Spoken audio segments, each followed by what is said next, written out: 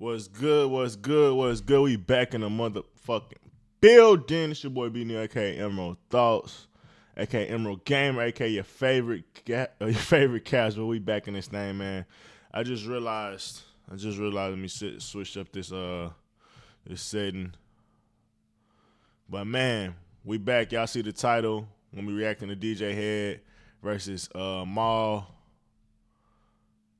formerly from the Joe Budden podcast, but now on the Maul and Rory show, man. They've been doing their thing recently, and honestly, I even like the approach that they took with this. I'm trying to see where I need to go. All right, where I could be at without being out the screen, but watching this debate and this setup on the Twitter and stuff like that, seeing the clips, I like the setup they really had.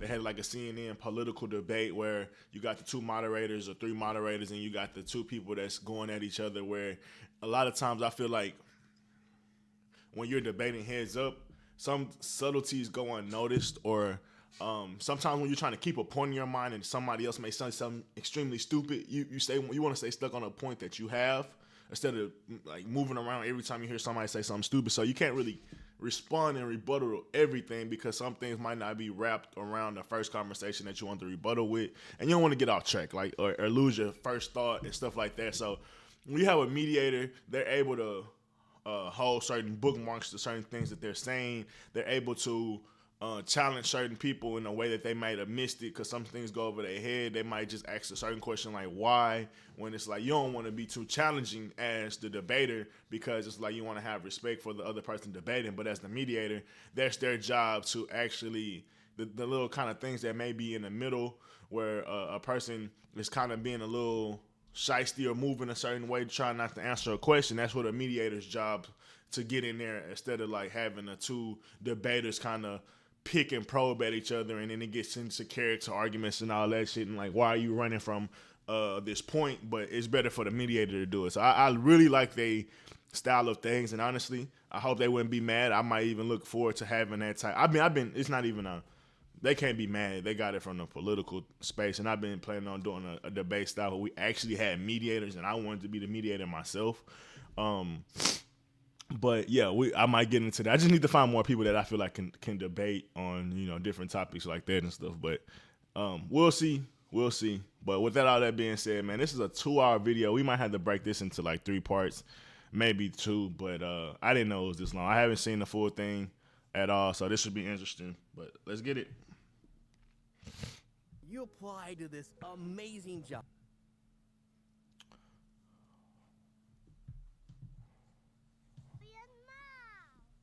Welcome to our 1 year at least I got bookmarks of the greatest battle in hip-hop history with Drake and Kendrick Lamar. We are here to celebrate with 2 of the biggest media personalities of the entire battle. Damaris, I felt like these were the best 2 to bring in to really break down everything that happened a year ago. I agree. Representation for both camps. We will start with our first guest, hailing from Carson, California. Go figure. Had no idea.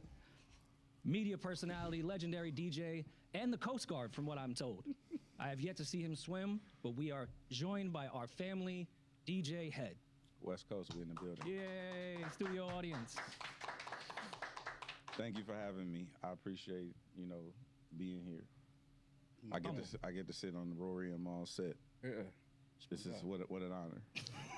I just talk like this. I'm not being sarcastic. That's fine. And in the other corner, I do not know his height and weight because I am not built like that, and he would find that offensive if I did. Hailing from the Bronx. Absolutely. Fordham, to be exact. Preston Ave. We have the one and only Maul. I got a question. I'm here every day for the last 12 years. Like, you don't have to clap for me. I got a question. What's up? Like you said when he said you from the Bronx, and then you said the street. Mm-hmm. Is that normal? Like that's some East Coast shit? No, but if you say you from the Bronx is so big.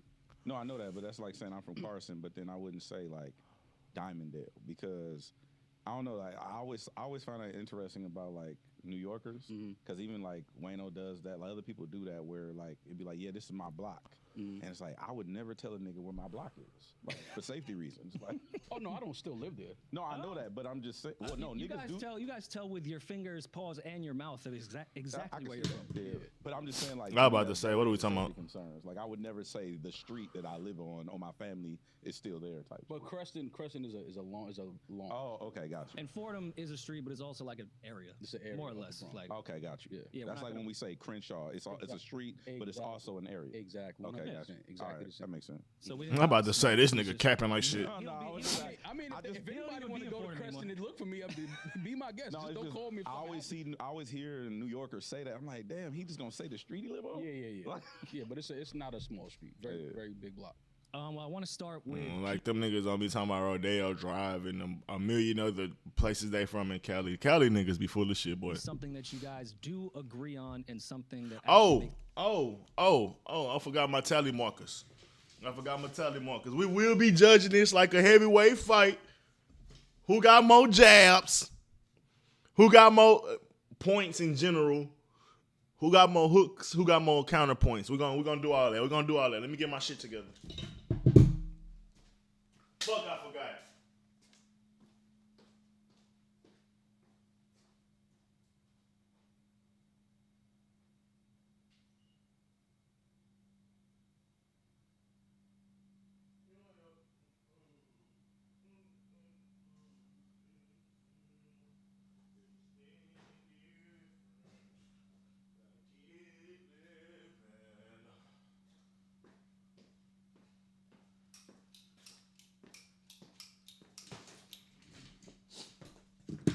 All right. For the sake of flowing, I'll do the note part of it later. I'll let some of this rock first. But Maul versus DJ Head, which is a crazy fucking name in the first place. But counters. Jab, we put Jab second.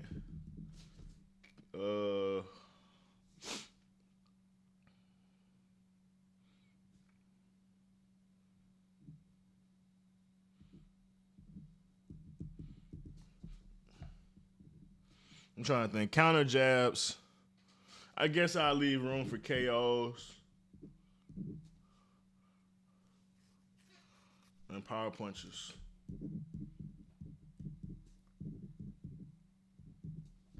PP, KO, points, jabs, counter. So I got two metric system. I got the just regular, just every time they make a good point, I'm just going to mark it down. But if I deem something like a counterpoint, jab, stuff like that, I'll try to, so to get a little more interesting in how we analyze and break this down, I'll try to put those into like what I felt like certain jabs and stuff was as well. But besides that, let's keep going. makes me very happy. The Lakers are the What the first out fuck? of the playoffs. Thank God we can clap for that as well. I know both of you are very sad. Clapping for that. Maul, for some reason, is a Lakers fan. I don't understand it, but Die hard Lakers. Yeah, fan. he's on the right side of history. Die hard Lakers fan. not this year. But I'm a Knicks fan, so. I'm can sorry talk? to hear that. So, I feel like we should start at the absolute beginning of this entire thing, right before the battle even started. I want to go to the control verse. Because DJ Head is our guest, we will let him go first. Do you think the subtle shots Kendrick and Drake threw at each other post control were serious or just for sport? I think it's all sport. It's always been sport up until it wasn't. At what point was it not? I think once. I mean, we'll get there, I'm sure, but like. I think that's being disingenuous. I think it's saying it's all sport till it wasn't. I think Kendrick, when you just listen to the timeline my boy D-Frame broke down from him bringing on tour, Drake bringing him on tour to like less than a year later getting dissed on Control, it seemed to be something there that was deeper than just sport. And Drake tried to call it out because he felt like they had a personal relationship, but at the same time, Kendrick said it's all good, but they ain't did a song together since. They ain't worked together since. And it seemed like it's been more than that. It really has. And then when you get the beef, you get him saying, I hate the way you walk, the way you dress, the way you do all that. It just contradicts the the conversation of it's just competition and it's not something personal. It seems very much more than that from the Kendrick angle for sure. Once lines get crossed and stuff like that, then I think that it starts to take it. Kendrick crossed the first line by being my boy, then putting my name in the track for clout. Point blank, period. If I put you on, if I put bread in the pocket that feeds you, what, like, bro, this is what I hate. That's why I said about this beef is what I hate. When we just disconnected from reality. Anytime anybody bites the hand that feeds you, what do? You drag the ass behind the shed and unload the shotgun. Nigga, that's just yell at their ass. That's just what you do to them. Nigga, we got novels and old school myths built do not bite the hand that feeds you. The nigga bit the hand that fed him less than a year in. When Game did it to 50, niggas was saying 50 was right to call that shit out. If 50 would have did that shit to M would have had the right to call that shit out. If I'm just thinking how niggas did Ice Cube had the right to call that shit out. It's like when you bite the hand that feeds you, bro, you have all means. When Birdman did that shit to Wayne had a right to diss that nigga 3 mixtapes and some albums straight. Like any other situation, when a nigga bite the hand that feed him, that shit is looked at as personal. That shit is looked at as a nigga crossing the line. But for them, for the heads and the shit like that, bro, they clearly only see when niggas cross the line on their side of the thing and not when they nigga is not showing integrity. Get outside of the realm of sports. It's no different than like you seen like Ron Artest or Latrell or Draymond or it's sport until it's not. You know what I'm saying? What line was crossed? When from Control? Or any line? That was later on. Okay. That was later on. But from the Control, it was just like once that was all like sport, and it was just like, yeah, get in the booth. Okay. I feel you. But everybody had been in the booth. Niggas was on the rant. Especially the big three. So it's like their camp is misinterpreting or trying to re-narrative purpose what the Control was really about. And that shit's just bullshit. Then there was a rumor, which I think both you guys have some background on. Kendrick was supposed to be on first-person shooter, or what became first-person shooter. And there was some type of disagreement between Kendrick and Drake. Both of you being insiders. Can you tell us what really happened? I'm gonna make when another Drake one reached out for to Kendrick lies. to get him on what became first-person shooter? Head, we can start with you or Maul, depending on. I don't know what happened. Or narrative I'm not changes. sure what happened. I do know that obviously he was supposed to be on the record. I don't know if he just decided he didn't want to do it because he had other plans, or if it was just a timing thing and he was taking too long to send the verse back and they moved on without him. I mean, I don't know for sure. I've never had that conversation, but I mean, whatever it is, I don't think it was nothing that, is a real reason of why this battle may have started because he didn't get on the record. I believe that he had a plan and he was like, this really will go against everything that I'm planning on doing. So. Okay, so you believe that he had no intention of getting on that, and that he liked that verse was going to happen regardless of J. Cole and Drake going on tour together, hugging on stage, talking about the big three, sort of, but it's us because you're at home and we're holding hands. Do you think it had anything to do with that? I'm gonna give them all a point there just because I feel that he's 100% correct with the reason why he didn't want to do first-person shooter. And I think that also goes into it was more than competition thing, because if it was just competition thing, why 10 years down the road you can't get on first-person shooter? Y'all ain't never really got out there in the street, so why 10 years later y'all can't get on first-person shooter? So that felt like it was some animosity there. And even he said it like that, he was like, no, we still have some other shit that we got to address. So that was on Euphoria or something like that. So even with that being said, I'm giving Maul points on that, and I'm gonna even give him a counterpoint just because I think without him even mentioning the Control shit again, I think just breaking down that he also already had a plan to diss Drake regardless of anything that Drake did to him shows that this shit was more than competition. Do I think it has something to do with Drake and J. Cole being on stage on tour together and Kendrick not liking seeing that? And it being a #1 record? I mean, maybe. I think that, the record happened. I don't know if Kendrick thought that them three on a record, I mean, he probably did assume that it would be a #1 record with them three on it, but I don't think that was him seeing them rejoice and have their moment on stage together. He was like, nah, fuck that. Like, I'm dissing these niggas. Like, I don't think that was it. I think he had this premeditated for a while, and just, again, for sport, I think it started as sport, and then I think it turned into something else. I think it started as just, I don't want to be boxed in or grouped in with y'all. I feel like I'm better than both of y'all, which is cool. As an MC and as a rapper, you're entitled to that. But I think it turned into something else after it was just sport. How do you feel the same way? Yeah, it's pretty straightforward. I don't think it's like as complicated as people like to make it out to be. Like they try to make it out to be like this huge folklore type thing. I don't think it's that. It's really just, it's simple. I don't really have insight on if he was supposed to be on the record or not. I haven't discussed that with anyone. But if he was supposed to be on the record, then I mean I know the speculation. I'm not an idiot, you know what I'm saying? But if he was supposed to be on the record, then I'm pretty sure that he would have delivered on it. But I think it's just sport. So why not get on the record? Why not get on the record? If you know you're gonna kill shit, why not get on the record? Why? And if you had some disrespect, honestly, bro, if you even had some disrespectful shit to say, why not say it on the record and force him to drop the shit? Just like you did on Control, like with Big Sean. You like, nigga, you went so hard on the verse, nigga, Big Sean had to drop the shit. And you dissed him. 2 birds, 1 stone.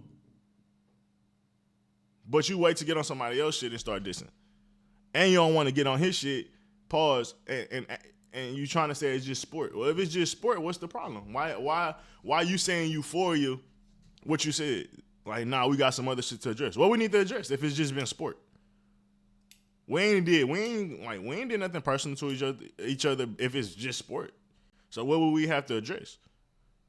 That in itself is shade. Do you think Kendrick had been plotting this Like That verse, or at least this battle, for years? Because that was always the rumor, even from people on his side, that this was something that he had been plotting for quite some time. Then Drake, ironically, said he was going to stop making music for a little while, and then we get to Like That verse. No.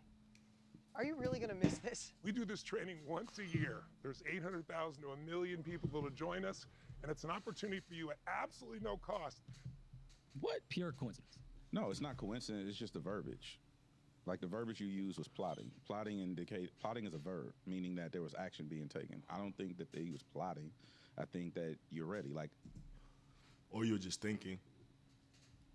I don't mean you had to have action being taken. You could just be thinking.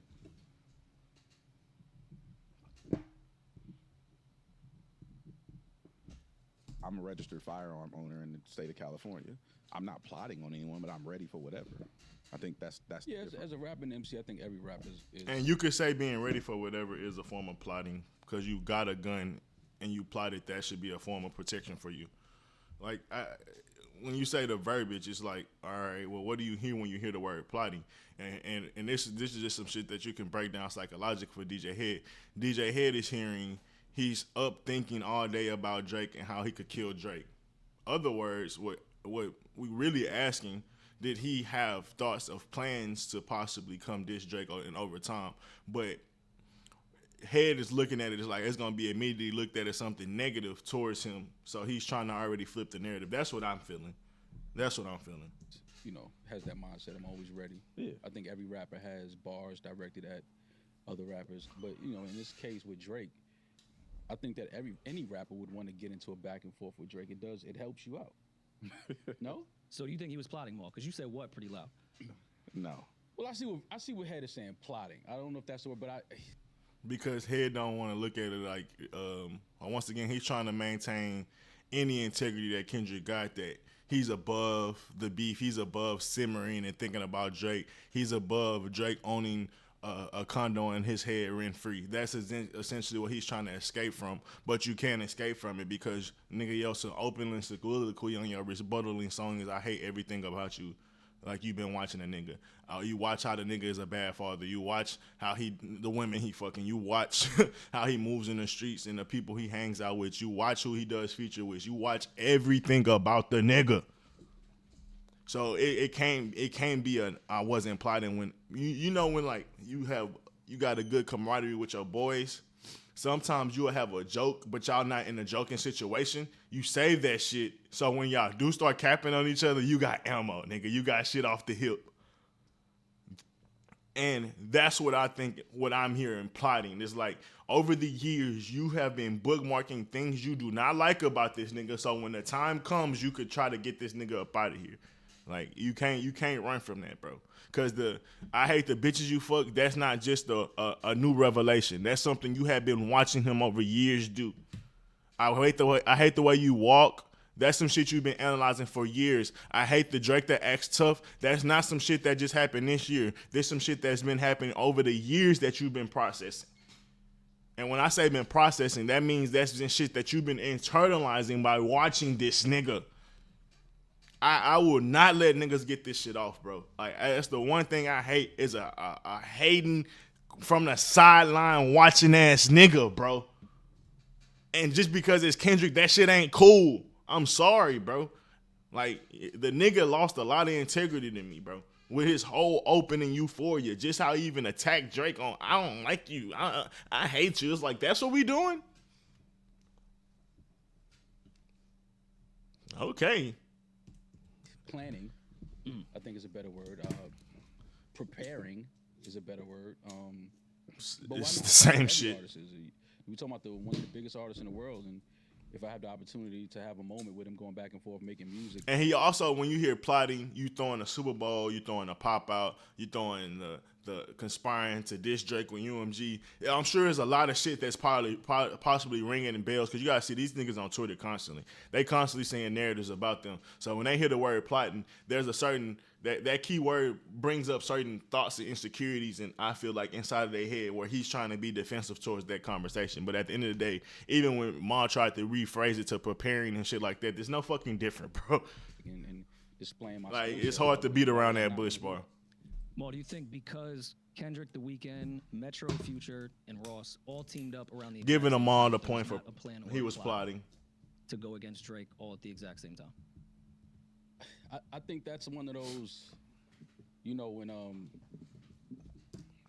people get the opportunity to show you how they really felt, they just waiting for the first person to go, and then other people start expressing their true feelings and emotions. I think that's what that was. I think everybody secretly had some. I mean, for the last 15, 16 years, Drake has been on top, dominating music. I think other artists see that, and I don't know if jealousy is a. It's the word. It's the word. Let's not beat around the bush, bro. Anytime there's a dude that number one for a long time, bro, there's gonna be people that shit on him and try to hate on him, bro. Whether it's Jordan, whether it's LeBron, whether it's Kobe, whether it's Peyton, whether it's Tom, whether it's Mahomes, whether whoever the fuck it is. It could be Luka, it could be Jokic, it don't matter who, Giannis, it don't matter who the fuck it is. When you are deemed a guy at the number one spot, bro, you're going to have haters. And the haters are going to be your peers. The haters are going to be people that was there before you that you might have passed up or possibly passing up and could be still deemed as some type of peers that they don't even like that you in their conversation because they in the conversation of legendary and you already broaching their shit 3, 4, 5 years in. They like, oh, this nigga Drake might be the like. So that it's a lot of people that's gonna hate on you. It's gonna be fans. It's gonna be all type of people, bro. New rappers that's under you that want to take your spot, bro. That's a part of the game. So it's not nothing crazy to see, and it's not nothing crazy to say that it's a lot of niggas that decide to open their mouth at one time because they felt that really Drake was at his weakness, and they was like, if we do it now, the consequences may be less because we can actually kill a nigga. Versus if we deal in his prime, bro, we might have to deal with this nigga. The word is the word to use. But I think other artists feel some type But whole time they miscalculated the nigga prime, and the nigga still had another Jordan run in him. Nigga just was, nigga got another, at least another Last Dance. At least, if not another back-to-back in him. way. and then they hear bars and they're like, man, I think I could go at him. I think I could get him on a verse. No pun intended. All these guys have songs with him. So there's a relationship. But I think it starts, like Head said, I think it's a competitive thing first. I think after a while. I disagree with that. I truly disagree with that because I think that competitive bug happens too quick. Unless you want to say Kendrick wants to distance himself from Drake, but at the same time, no one was putting Kendrick as an underling to Drake, even though he took him on tour. Drake was literally just giving him his spotlight to help him get there faster. And I think that was always a reality. So with Drake putting him on, it's no different. Like the only person you really could say that kind of maybe got their growth stunted is like a person like Party Next Door or somebody like directly in OVO. I get it. Niggas say the OVO camp don't be putting niggas on the spot that Drake got type shit, like, or whatever. But anybody else that he does like features with, they never looked at it as like an underling. When he was doing shit with Future became his own man regardless. When he was doing shit with Amigos, them niggas became their own niggas. When he was doing shit with, name it, 21, he's still his own man. Whoever you talk about Drake was doing heavy features with or whatever, they still was considered their own man. So I just think that's weird that you have to go out there and start putting that aggressiveness out there. Because you got to think, he did the Control shit, bro. And he didn't respond to nobody at all. Nobody at all. And it seemed like he was trying to get at a certain few people, if not Drake directly.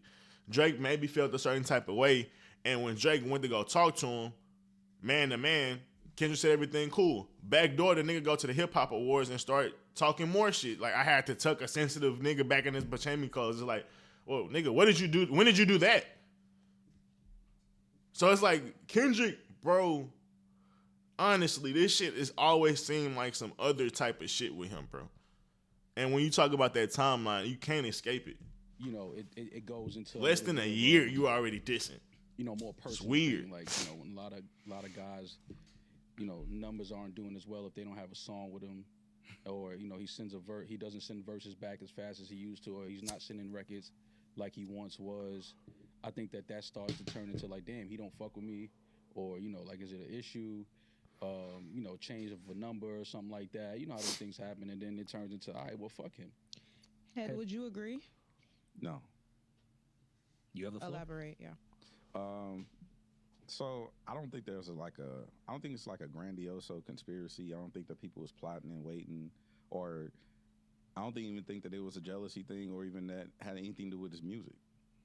I think if you're a shitty person to people, regardless of what you do, like I have homies, I have homegirls who they nigga told them that they love them, and then they would do shit to counter that, right? Whether it be through verbally or physically. Mm-hmm.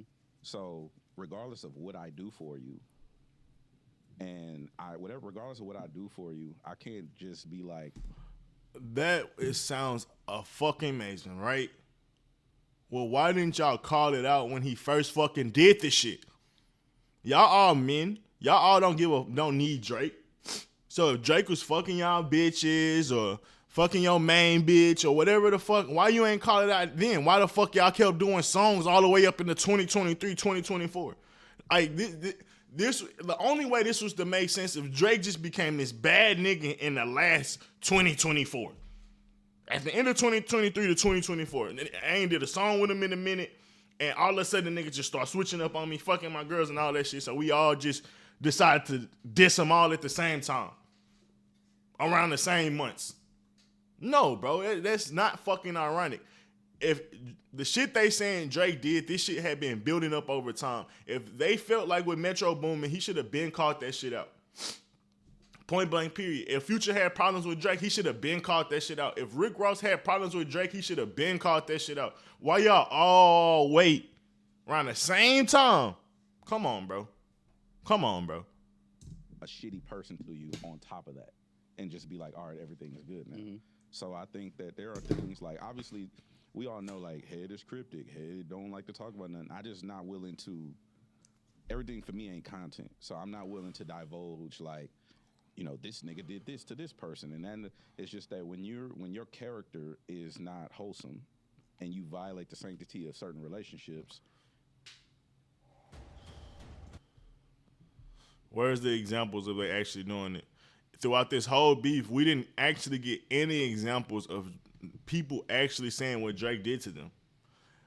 We had to actually go on interviews and see Rick Ross on Shannon Sharpe ask, what did he actually do? And you still ain't get a solid answer. We still don't know why A$AP Rocky mad at the nigga. We still don't know why Rick Ross mad at the nigga. We still don't know why Metro Boomin mad at the nigga. We still don't know why Future mad at the nigga. Like, we don't really know why. It's all up. Like, no one, like, y'all had plenty of songs to get that shit off, and we still don't know. So it's like, you are making anything out of content because you're trying to, like I said, he get a point for trying to lie or / narrative change, because if you can say, I don't want to point and say he did this to this person and this to that person, but then say he violated whatever he said, violated certain boundaries in these specific relationships or whatever, you're going to have to bring examples out. You just can't say that and then expect people to buy the shit, bro. Going to feel a way towards you, regardless of what stimulus package you've given them in the past. It doesn't matter. So if you violate the relationship, I think that, yeah, people are going to feel a way about you. For sure. I mean, that's a life thing. Away from us talking about some of the biggest artists in the world, I think that's life. I think if you have a relationship with somebody and then, it changes and then the person starts treating you some type of way, and then it's obviously emotions and feelings change. Not saying that I think that's what happened here. But again, I do think that some of it is, if Drake doesn't, give me a verse or doesn't do a song with me, like I sent him a record, he didn't send it back, but then he did an album. Because what did he do to Kendrick specifically in year one to make Kendrick want to hop out on Control and hop out at the Hip Hop Awards freestyle? What did he do specifically to Kendrick in the last year or so to make Kendrick want to beef with him when Drake was trying to actually work with him? So that's the type of shit that I would counter DJ Head on, because it's Kendrick trying to speak up for other niggas? It's like, all right, that's weird. Project with somebody, and I still never got my verse. I think that leaves room for somebody to feel away. I agree, but there's also, again, there's more things at play here. So, like, example, Rory put out an album. Let's say Rory wanted to, Available now. All DSPs. Your album's all of the DSPs. Your album's out now. Okay, Rory put out an album. Let's say let's say it went platinum. I didn't like that laugh. I didn't like that laugh. The whole time you've been stoic. You ain't saying fucking mad professional, and then all of a sudden we just start laughing. I'm sorry. Go ahead. Oh, shit. Please finish. All right, so Rory put out, it goes platinum. Maul has an artist, and Maul wants his artist to do a collab album with Rory. Maul works out terms and spends X amount of dollars for Rory to do album with him. That's music business. That has nothing to do with who Rory fucks with or anything like that. That's just business. Right. You get what I'm saying? So I think there's business, and then there's friendships, and there's relationships, but there's also sometimes it's just business, right? And I think that people conflate the two because hip hop is supposed to be this communal thing where everybody is like jumping on shit and sharing features and stuff. Sometimes it's just business. It's not bigger than that or smaller than that. Right. The other thing is when it could be some people feel away because, he didn't get back to me as fast as he normally would or whatever the case may be. That's I'm not saying that's out of the realm of possibility. However, I don't like the narrative, me personally, just because of the things that I'm aware of. I don't like the narrative that everybody's ganging up on this one individual, because that's what it seems like optically. Everybody does. Why does it seem that way optically, DJ Head? Once again, he gets another narrative change, trying to change the narrative. There's clearly a ganging up. You have the industry, you have y'all working with UMG, which you're going to allude to later, which I seen in the clip.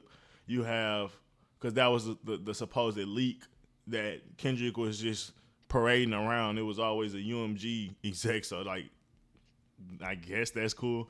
It's honestly hilarious to me, but yeah, I mean, you have multiple rappers that was close to Drake.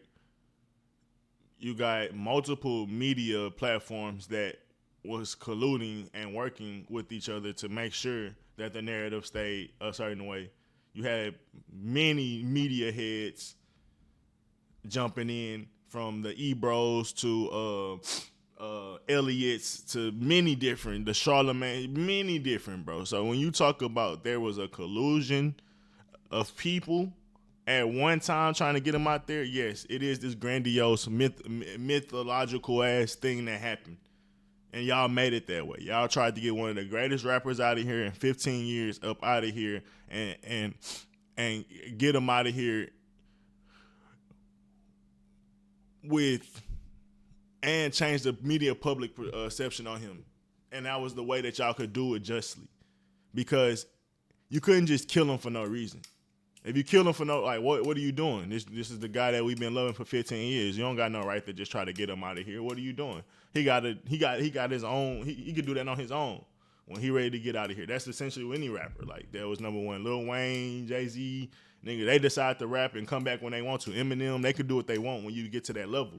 So it's like, who are you to tell him he can't do it? So the way that you had to remove the nigga from the throne, you had to change the public perception so it'll be just that people won't riot against you, in a sense, when we talk about the mythological story that, or the movie that we, like, if this was a movie playing out in the script, that's what had happened. I hate to bring Jesus into it. It's the same way they was trying to get Jesus up out of here, bro. The elders and all these different, the priest and the government leaders and all that was having public, like, conversations trying to sway the public to believe he was this bad guy. So when they got him up out of here, it wouldn't be backlash because he's this guy that's done so much for the people. So who's going to defend him? The people. So that's why you can't just get a guy up out of there, because that'll have backlash to your channel or backlash to your views and stuff like that, because it's like, oh, these niggas was wilding. They assassinated the king of all kings type shit for no reason. And it was great when this nigga was around. Now we in desolate times. Like, if think about it, if they would have really got that off, who would the fuck we been relying on to run shit? Like, for real, for real. So not only did they try to get him out of here, they tried to get him out of here by killing his public perception, by throwing all type of allegations, from the pedophile shit to he's a horrible friend to he's hiding a child to his house needs to be raided. Like, bro, they went he's a culture vulture, bro. They exhausted every measure. He's a sickness. It got really nasty, bro. Doesn't know what's going on as to why. It's like I said just before. Is it 20 versus Maul, or did Maul offend 20 niggas and now Maul is in the room with 20 niggas and they all want to fuck him up? You know what I'm saying? It could be both. I think. How did the 20 niggas that I all magically didn't fuck with all get in one room, nigga? That's what I'm talking about. In reality, if I offended a nigga here, that nigga should have checked me this time. Another nigga should have checked me this time. It's like, nah, nigga, all you niggas was quiet, acting like we was cool, still doing records with me. All the way up till damn near 2024, we've been doing records together. And all of a sudden, y'all want to just turn y'all back on me and get in the same rooms together? Bet. That this particular situation was, again, people trying to capitalize off the moment. They realized how big the moment was going to be. And, you know, people threw their hat in the ring. Like, you know, if he responds to me, great. Like, I can put out a record. I can shoot a video. I could, you know, sell some tickets. I could sell some merch. Like, we're not going to act like this is not, you know, one of the biggest moments. Like, give him all a point for that. To have this moment, win or lose, I think that any artist would take this moment, because just saying, people seen the opportunity and going into, it was a lot of weird hate going on too. It was shit like, oh, he didn't give me this verse on my album. It was a lot of weird shit, bro. I don't really think it was as personal as people trying to make it seem, because if it was, they would have had a chance to display that on all these records that we gotten over the last year about Drake. And I ain't heard one reasonable explanation besides I just hate the nigga. Are you really losing? Right? It's not about losing though. No, but I'm just saying, in the perception of losing. Right. Who is losing in this situation? Who has lost? What has Kendrick lost? What has Drake lost? No matter what side of it you're on. If you think Kendrick lost or you think Drake lost, what did they really lose? Well, I'm pretty sure that one of those parties have lost substantial business opportunities. You think so? What opportunities? I don't know. Ain't my business to tell. But Do you think he's alluded to UMG? Who do you think he's alluding to? You think he's alluding to some type of like, I guess, like the sponsorships or something like that? But once again, for the camp that's supposed to be integrity and all this type of shit, they ain't bringing no paperwork. He gonna say, what did he lose? I don't know. Maybe it's just a theory. So it's just like, all right, bro, we're gonna do this whole time. I'm pretty sure that there have been opportunities that have not. I'm pretty sure, but do you know the nature of this entire thing? The nature of the perception of him losing, or the nature of what the song is insinuating? Could be a combination. Could be. Okay. And we'll get to that part. But Mo, do you feel like he's lost any business opportunities? Drake? Yeah. No. Okay. All right, moving on. There was a rumor, but let's not act like it was a rumor. It was a fact. Drake and Kendrick did speak post like that to set up rules. Are you confirming that? I am. Okay. Oh, It's a podcast. We don't fact check. Drake and Kendrick had a conversation after like that, where they had some light convo about what the rules were going to be and how far everyone was going to take this.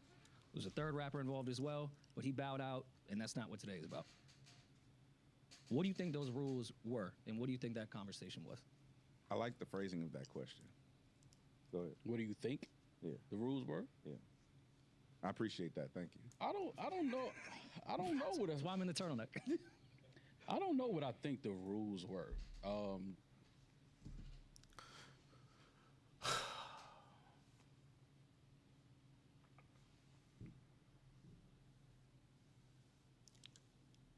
Why is Mr. Boogeyman making phone calls, bro?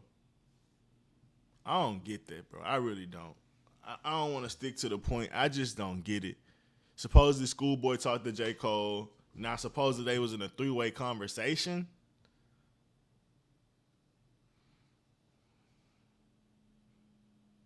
And they talking about laying the rules down and what we can and what we can't do. And for me, I just feel like that's like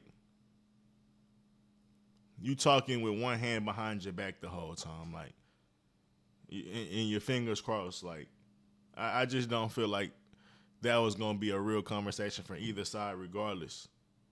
But from Kendrick, I just feel like that's disingenuous as hell because you know, bro, you're going to try to kill this dude. You're not about to come out here and play around with Drake, bro. I just don't feel that way. I feel like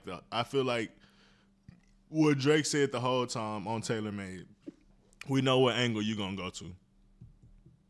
I think it was maybe certain, maybe family type shit should be off the table, maybe. Mm-hmm. Things like that. But I've never thought about, these guys being on the phone call and then, having a discussion about rules of engagement when it comes to MCing. I think as men, I think it's certain things you don't say as men to each other or about each other. But obviously that line was crossed. So what was the conversation really about? Mm. Okay. Hey, what do you think? Say the question again. What do you think their conversation was pre-battle about what the rules may be or how far we're taking this? What do I think the conversation, if the conversation happened, I think that the rules were discussed as far as, hey, let's not get personal. Let's do the thing. Mm. But if we go personal, it's gonna go to another level that you probably don't want it to go. Okay. And then I think that's if I had to guess, that would. I just imagine that happening on the phone and somebody's telling you that. Would you take that respectfully? No. I highly doubt niggas was getting like that on the phone. Because if they was, it's like, well, or there wasn't no point ever talking. Because if you're going to say, if I take it there, you ain't going to like how it's going to go, niggas are going to be like, what the fuck that supposed to mean? Nigga, like, and then that's gonna already lead to a dude thinking like, well, nigga, let me make sure I got some shit on you too. Like that in itself already showing how you hiding your hands, because you already have deeper shit and you already been plotting. Like that in itself, bro. Because let's just be real. If this was just a organic, sporadic moment, bro, and it was just a fair fade in the street, you don't know how that nigga square up. You don't know. You ain't been watching film. You know what I mean? You don't really have no backlog data on how this nigga is or who he is as a person. If you really just like, oh, this organic. But when you talk about, if you cross that line, it's gonna get dirtier than what you think it's gonna get. That's some, oh, nigga, you been watching me. Oh, this is some family shit. This is some shit where you got like either you close to me or you know something about me, or you think you know something about me, and you've been through the threads essentially. So even that in itself show like, oh, you really been plotting against me once again. Because what do you mean if I'm gonna take it there further? If you haven't been plotting based on what he said, if you got something to take it there further, if you have a red button, that means you have been plotting, or you've been coming up with some type of plan. And the fact that you get on the phone after like that, because this ain't after Euphoria, this ain't after, like, this is after like that. So supposedly you ain't got no records. Drake ain't got no records made. So in my mind, it's like, for you to already have more information, and like that wasn't even supposed to be a diss for real.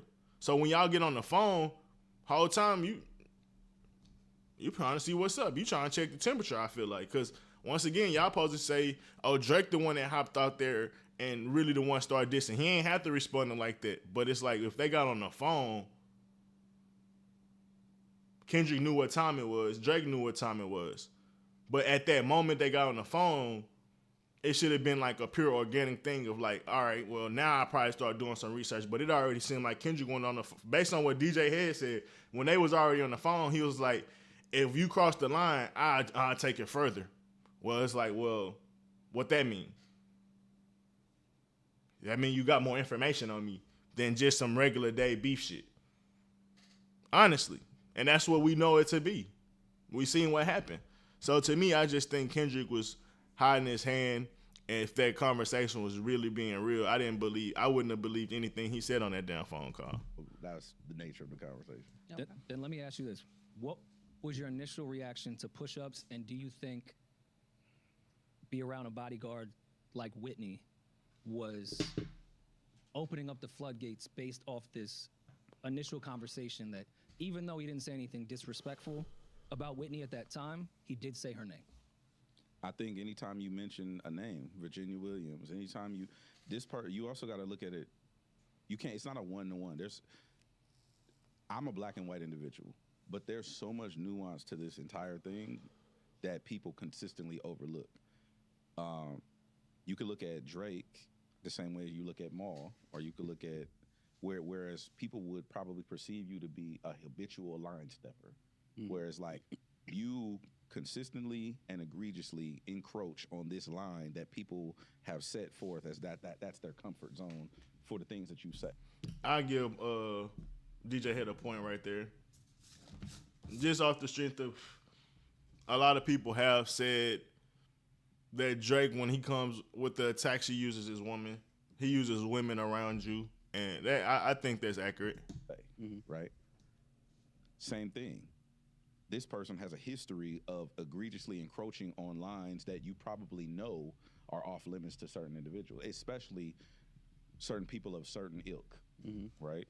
So I think those things have to be taken accountability once you then, like you said, we're all grown men and we know that's not necessarily true. I know people who consistently encroach and don't know where the line is because they didn't have big homies or older brothers or anybody to teach them the ways of manhood, right? So, yeah, we're reaching there. I think at a certain point when people get disrespectful, people can get disrespectful in any way they want. And how I look at it is, people used to joke about my girl in high school, and call her all type of shit. And it could have been true or whatnot. I don't fucking care. We're 30 years old at this point. But my rebuttal back then, I used their mama. I'm like, if you don't mind going at something I care about, I'm going to go at something I know you care about.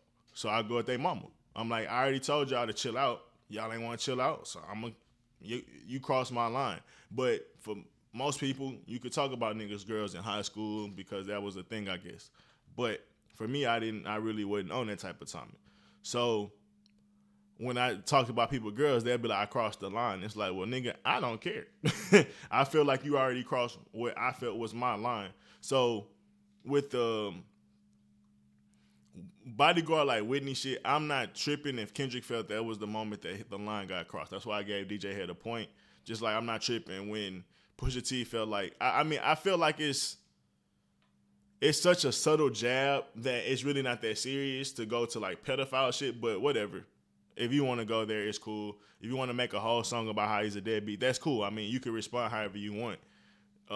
But I can understand it.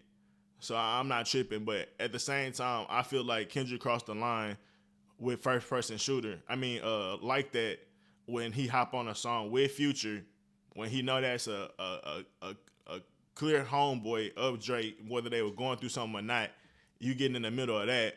Obviously the Metro Boomin shit, you hopping onto that, and then they had The Weeknd. I forget about The Weeknd all the time when we've been talking about this whole time. I forgot to mention The Weeknd. Weeknd on that same album too. So it's when you do all that, that's already crossing the line because you playing with people that I'm close with and I care about, and you playing with them. So that's a line cross right there. So when he said there's a lot of nuance, I feel like that's nuance. When you talk about you actually dissing on, not only getting on the song and being somewhat, subtle and dissing me, you actually was really out there dissing me. You said all the dogs getting buried with the K's in this 9, then you talk about the Pet Cemetery shit, but then you go into first person shooter, whatever the fuck he said. I forget the bars and shit, but he had multiple disses towards Drake and that shit. Like I said, that was crossing the line, especially after, bro, this is like the third time you and hopped out for no fucking reason. I just seen you at the Mr. Big Steppers shit in Canada. I just, I think they might have had, I just tried to get you on first person shooter. I don't really have no beef with you, and you hopping out there again. It's like, bro, at a certain point, that's a part of crossing the line too. And not only did you hop out again, who you hopped out with. So the bodyguard like Whitney shit, like I said, I can get them saying they crossed the line, and maybe after the phone call it was supposed to be clear shit, but I feel like that was all bullshit in the first place. I think that was more to just let them niggas know that the beef was about to happen. With that being said, if you could say anything like from it could be whatever the line is. It doesn't even have to be my wife's name, my fiance's name, anything. Mm-hmm. Maul could say, we could talk about anything when we have this conversation. You just can't mention my earlobes, right? That's my line. Mm-hmm. You mention my earlobes, I'm losing my shit. It's up. That's his line though. That's his choice to make. So I'd be like, man, fuck your earlobes, woo woo. Now, Barr didn't really,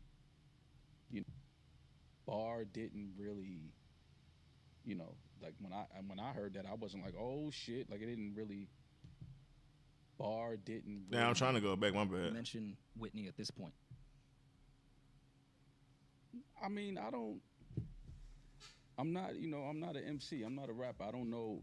I can't speak to the mindset or the strategy of what Drake had going into this thing. I do know that,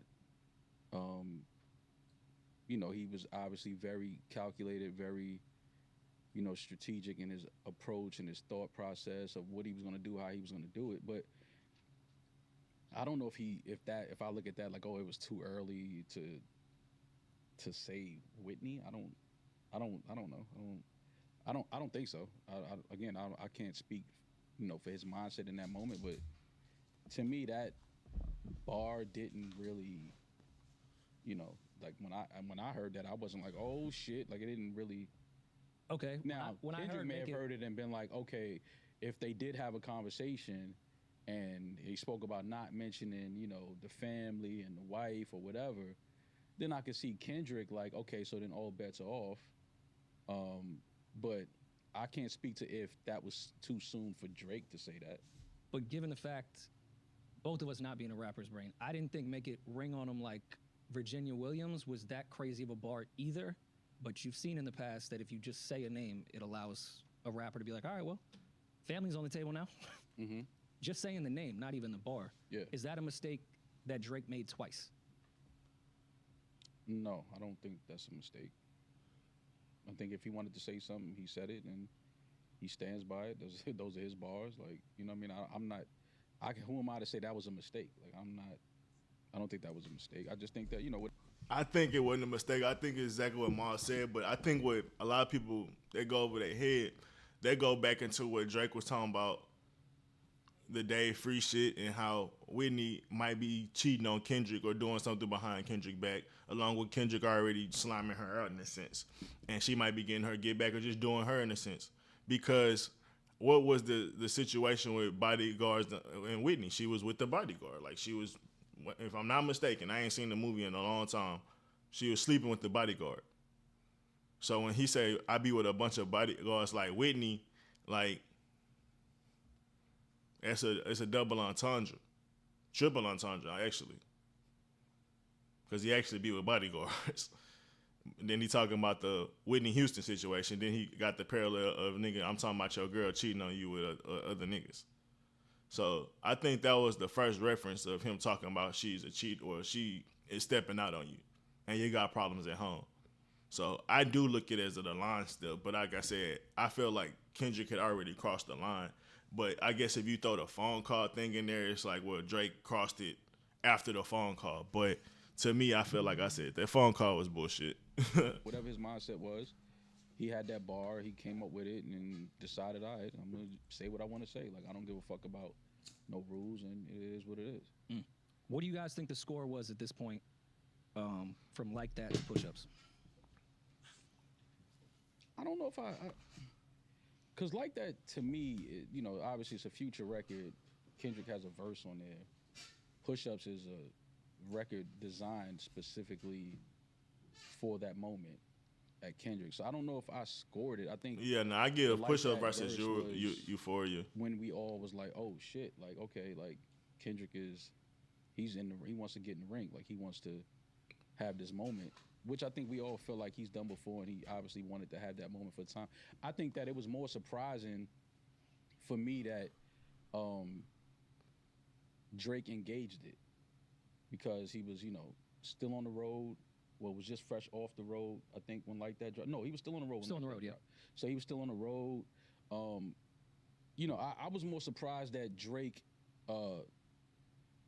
he engaged in the situation. Again, because he had, you know, all of this going on. I didn't think that he would, you know, want to get off the road and go right into battle mode, because you do have to get into a different mindset to, you know, get into a back and forth with an MC or rapper as Kendrick. You have to, you know, make sure that you're on your A game.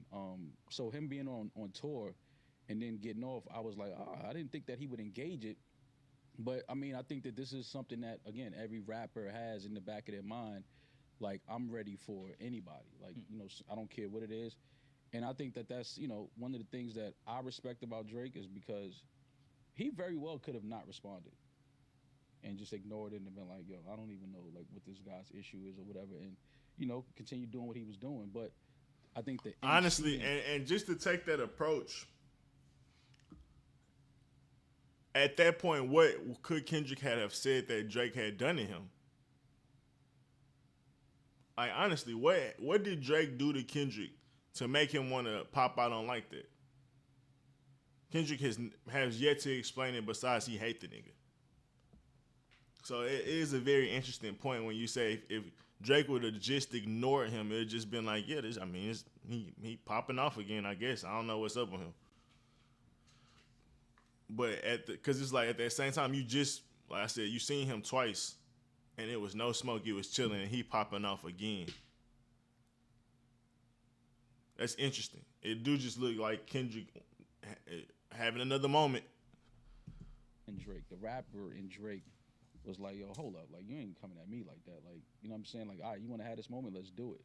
So I think there's something to respect about that. But again, I didn't think that he would at first because again, his mindset and where he was at wasn't nowhere near battle rap mode. It was more so like, I got, this tour going, this album just came out, me and Cole are selling out, shows, #1 record. I didn't think that he would flip the switch and get right into battle mode. So I was surprised that he engaged in the battle. Had thoughts? I wasn't surprised, but not from an MC or competitive standpoint. And with him saying that they was on tour, he was on tour with J. Cole. That just reminds me of how even J. Cole felt a certain type of way. And we forget about that, bro. Like, what did J. Cole do to Kendrick? What did J. Cole do to Kendrick? We forget about that. Like, being honest.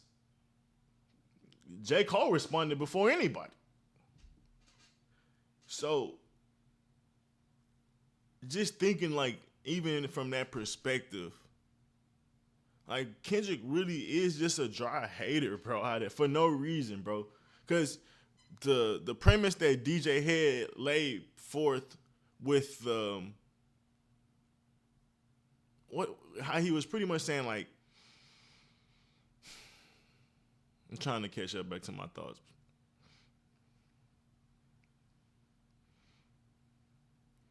Fuck, I'm losing my point. How it was what Drake had done to people.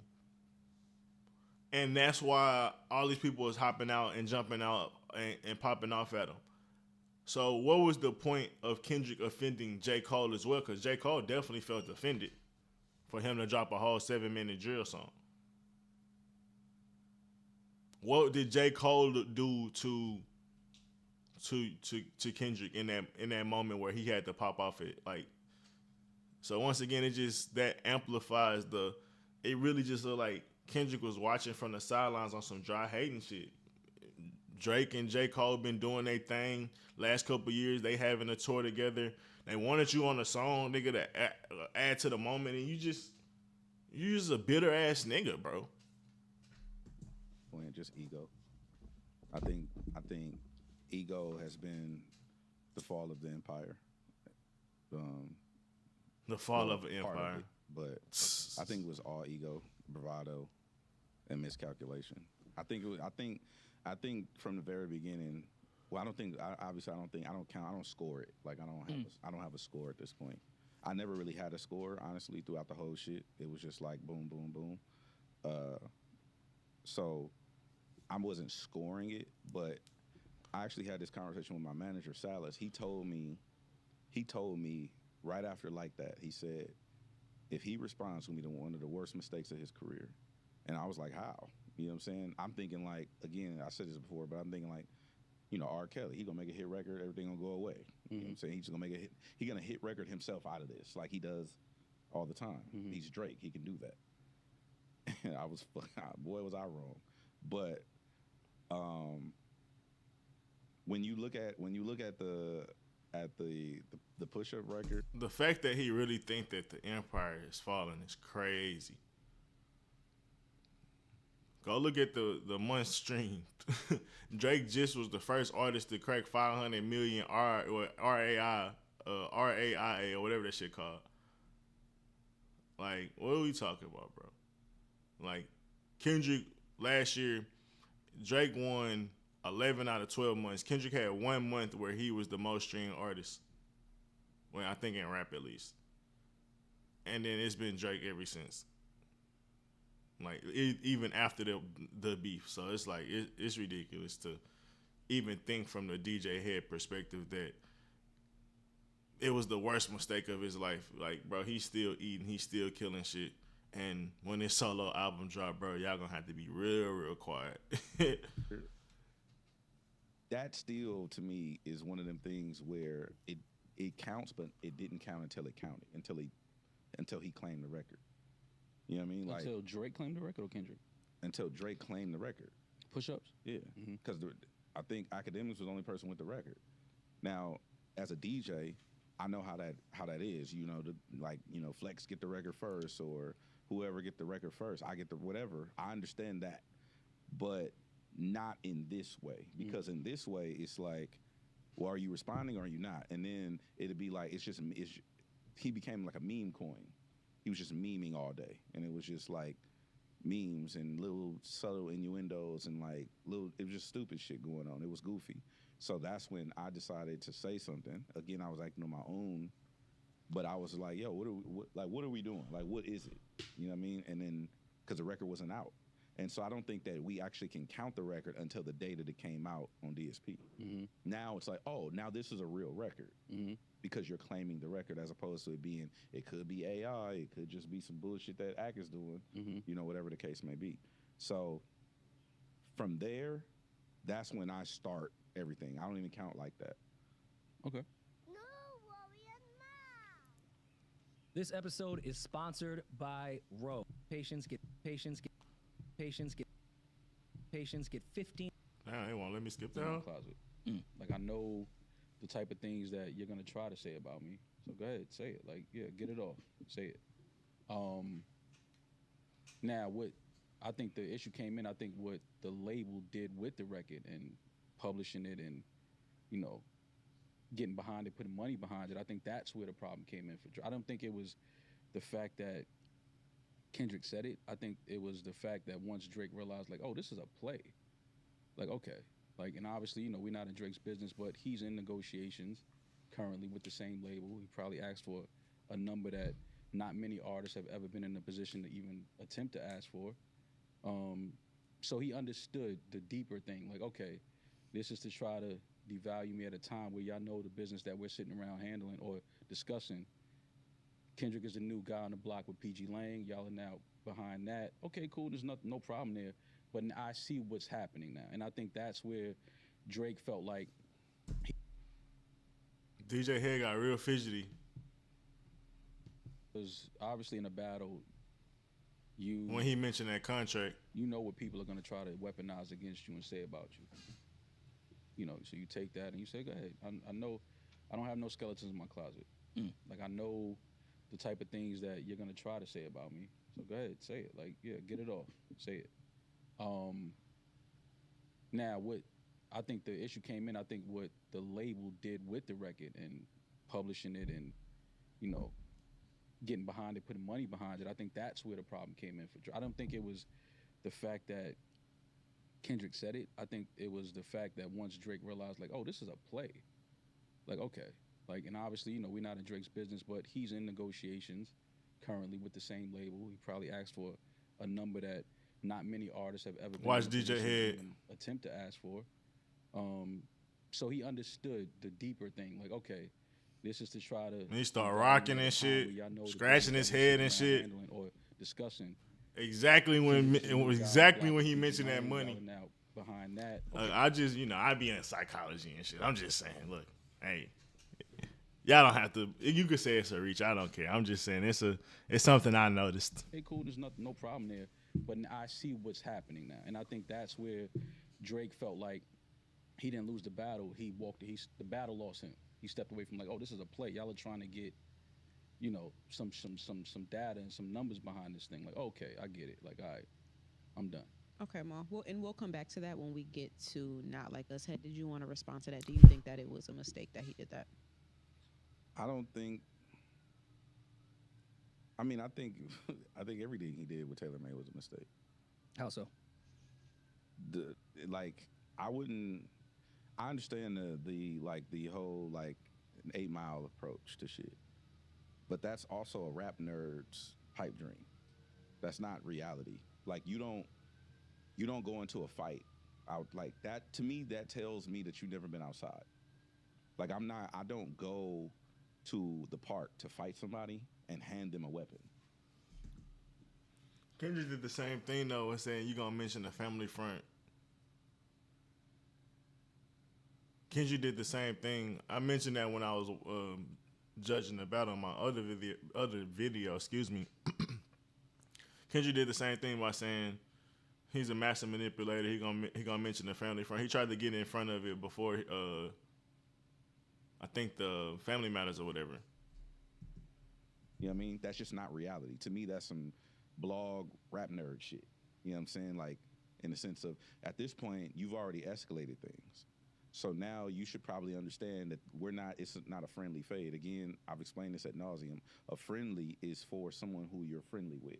A friendly fade, a fair one, we call it. It never was gonna be a friendly fade. If Kendrick and Drake got out there, that shit never was gonna be friendly. That's the perception and narrative shit that they're trying to get off. But I gotta call them out on that. A fair one is for the homie, like we have a rapport and we're gonna go eat after. We're gonna go outside, we're gonna run a fair one, and then we're gonna go eat. That's reserved for the homie. When you're quote unquote opposition, an enemy, whatever the case may be, where how we came up, there are no fair ones. You get immediately eviscerated. You get packed. We call it maxed out or packed out. There is no such thing as a friendly amongst people who are oppositions. So you trying to set Drake up by saying we're gonna keep it a certain way when you already know it ain't gonna be no friendly fade. What does that say? Like you was playing games. So yeah, now to me, this already show in itself. Like he telling on himself based on what he already said. Like, it was going to be this, it was going to be that. He pushed the line. Like, nah, nigga, it was never going to be a line you had to push. It was always going to be an unfriendly fight, essentially. So, to me, like I said, this screams of somebody who's never been in those environments, because I would not hand somebody. He just contradicted himself from earlier. In the real world, right? The second thing. Well, what if it's not a real weapon? It doesn't matter if it's perceived as one. Yeah, the cops is going to shoot you if you have a gun in a phone case. It don't matter. Mm-hmm. They're going to shoot you. Mm-hmm. It's a perceived weapon. So we all know we live on the internet. Perception doesn't matter. I mean, reality doesn't matter if the perception is fucked up, right? So the second thing was the AI shit. The song would have just been a dope rap song without the AI shit. Again, screaming of lack of cultural awareness, because you don't. I don't know. Maybe I could ask you: would you ever use someone's likeness who's currently walking around? Me? Yeah. No. Why not?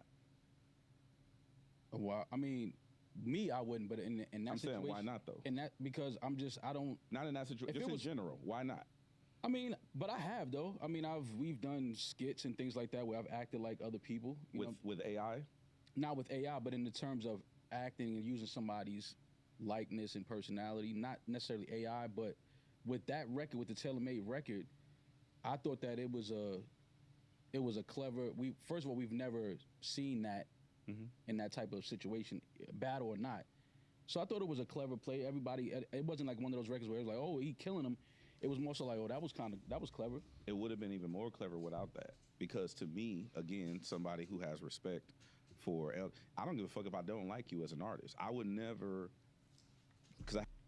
But this go against what he's saying, where if it's a friendly fade, you have certain rules. But if it's not friendly, you could do whatever. So him getting like offended or saying that Drake crossed the line, it's like, well, why does that matter when you said all gloves was gonna be off anyways?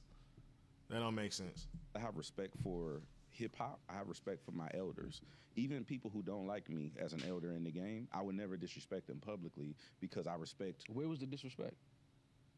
To use someone's likeness without their permission, who's currently breathing. Yeah, but it wasn't. Yeah, but see, that's where y'all people lose me in this, because yes, he used Tupac's voice with a filter. Snoop Dogg. Snoop. But when we say, oh, he's using their like, nobody got offended when people use Snoop Dogg hologram, no.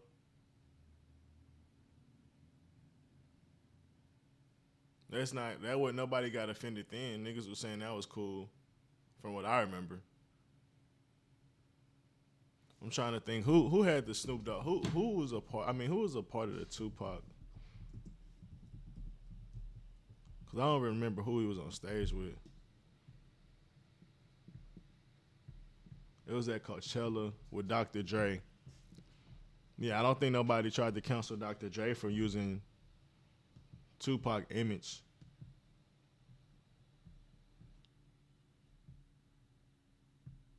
And there goes Snoop Dogg right there. So I think it's a reach.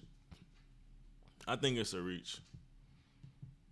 Yeah, this and this, that, and the third. Like Drake wasn't using that as a single trying to get popping, and that's where I think people was just. This was a moment. It was a battle. It was like, all right, let's have some fun. He's taking too long to respond.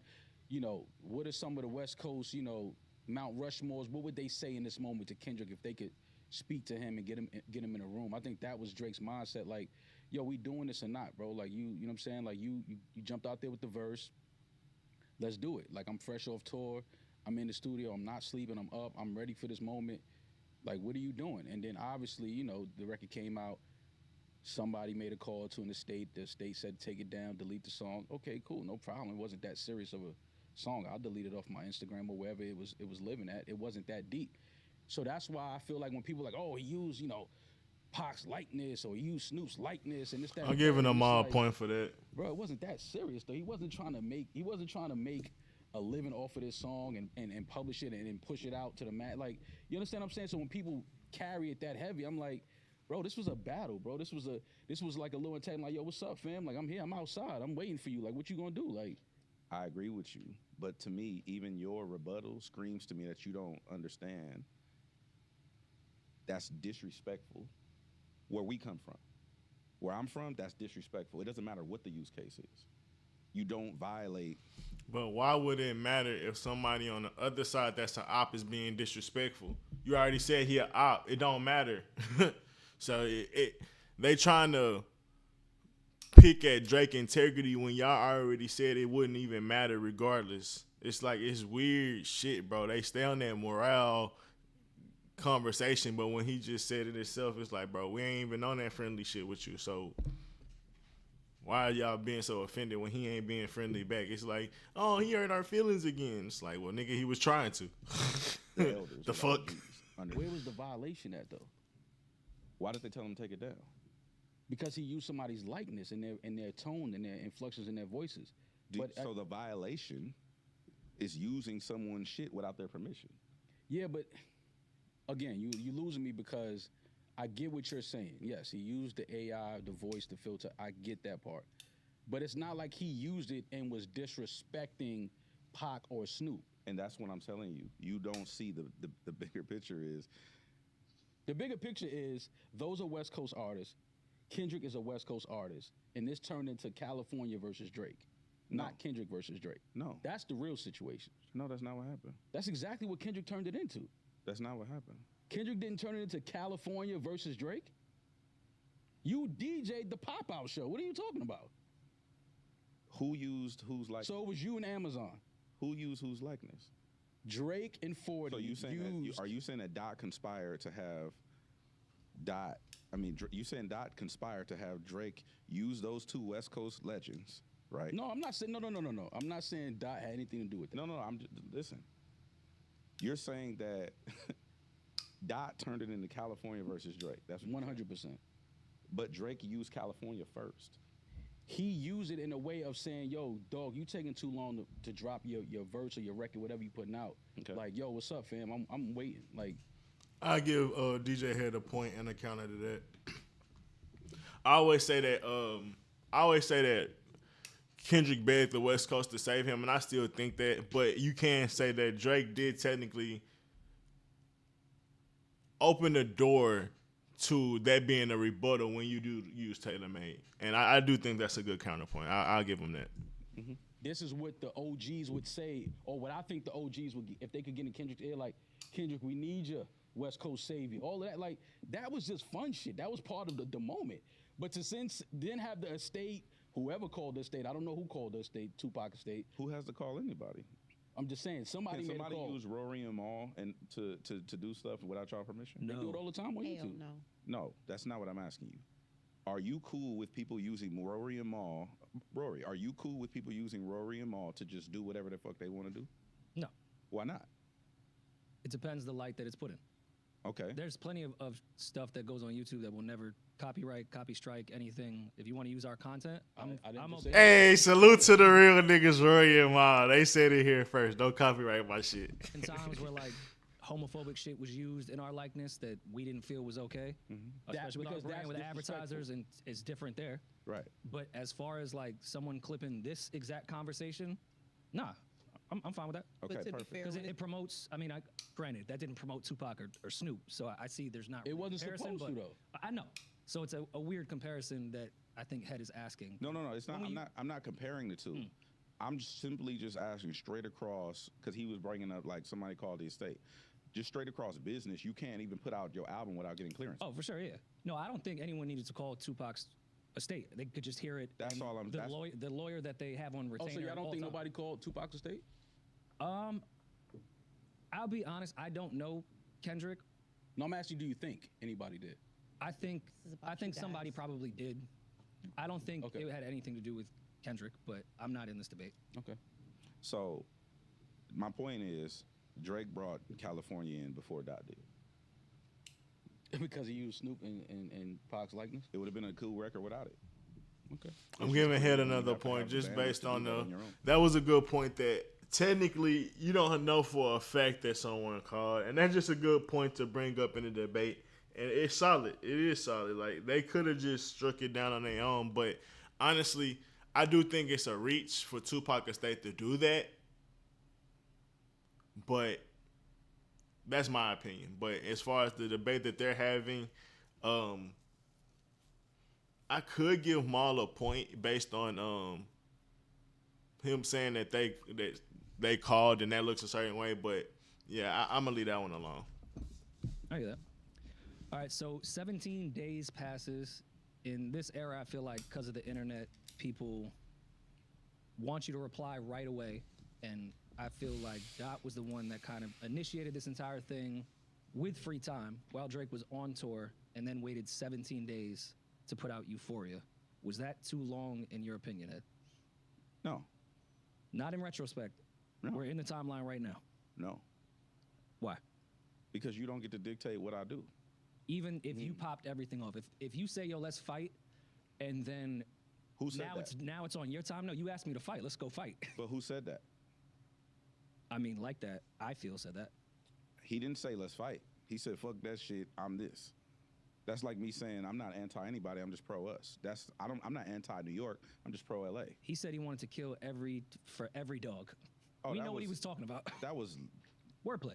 But long ago. that initiates a battle. That wasn't like that. That was the end of the verse. No, I know that. But what I'm saying is, if you look at it, to me, that's rap. That's not the same thing. Like if we're keeping this timeline that we're on right now, right? Whereas that song comes out, then you get the response, which is the push-up record, and then this alleged conversation happens. It's like, oh, this is a thing. All right, bet I'll be back. You don't get to dictate when I come back. Nah, I mean, Head is being political, and I respect that, but we all know it was a play. What was the play? Lucian had to have a meeting about what was going to happen, how it was going to happen. What? Yeah, absolutely. You know that for a fact? I don't know. I'm just saying. Yeah, that's crazy. So Well, I all also right, Ed, do you not see that could be something that would happen no, in the building that's not. after we've engaged You like don't that think has they come would- out and no, push hold on, Rory. Not No, to go cut you ahead. off. No, no, As a I was just- moderator, Let not to cut you Maul off. No, do go it. ahead. I want Not to to shut cut up. you Yes. off. You don't think that there was no talks with anybody at Universal about what Kendrick was about to do at any point in this battle? You don't think that Kendrick had a conversation with anybody about his plans, what he was going to do, how they wanted to do it? You think all of this was just Kendrick with his whoever he's in the studio with, and they were deciding what they wanted to do? You think he didn't have a single conversation with the label? Do I think that? I don't think so. You don't think he had one conversation? I don't think so. All right. Okay. Once Euphoria drops, Head, I know you had said earlier you didn't think he was plotting whatsoever, but there was rumors that he had records for 4 years. Again, rumors, I have no idea. Yeah. Euphoria did speak a bit to some stuff on push-ups, but was that a record, in your opinion, that had been halfway done for quite some time? No, I think you have ideas. I don't think the record has been done forever. Okay. Like I think you have ideas. It's like, oh, if I get into it with this artist, here's some things. Here's some bullet points. Like we've all moderated and hosted shit, right? So me personally, my personal hosting style is I go like I'm going to Cal State Northridge next week to speak. I don't know what I'm going to say, but I have bullet points of ideas, and then that's my best way of communication because I want my thoughts to always be authentic. That's why I don't have no prep sheets. I didn't come here with like, hey, we can't talk about this. And Yeah. you know what I mean? Because I'm best when I'm just being real and authentic. So I think these are ideas that he might have had, but I don't think there was any records. I mean, there probably were some bars in songs, but I don't think there was a Euphoria done 4 years ago. No. Okay, follow up on that. Do you think anything on Euphoria land? I don't. We will never know if this, because the song that I think when Drake was saying drop, what he was referencing is how Kendrick had been supposed to be holding on to a record for like 5 years that was supposed to be a diss track, and it's like, bro, if you're gonna keep holding this record, teasing this record, and threatening me with this record, just drop it at this point, especially after the Like That shit. So, we don't know if that was Euphoria. We don't know if that's Not Like Us. Obviously, it's probably not Like Us, but just based on probably the timeline that DJ Mustard gave him that beat, I'm sure it wasn't 5 years ago. So, yeah, people were speculating, could it have been Euphoria? Was it the song possibly that Kendrick been holding for 5 years that he been waiting to drop? But who knows? We'll never know. Landed at this point in the battle, April 30th, 2024. Yeah. What do you think landed? I like the DMX callback. That's a personal fan favorite of mine. The Hate the Way You Walk and stuff like that. That shit, because it was just funny.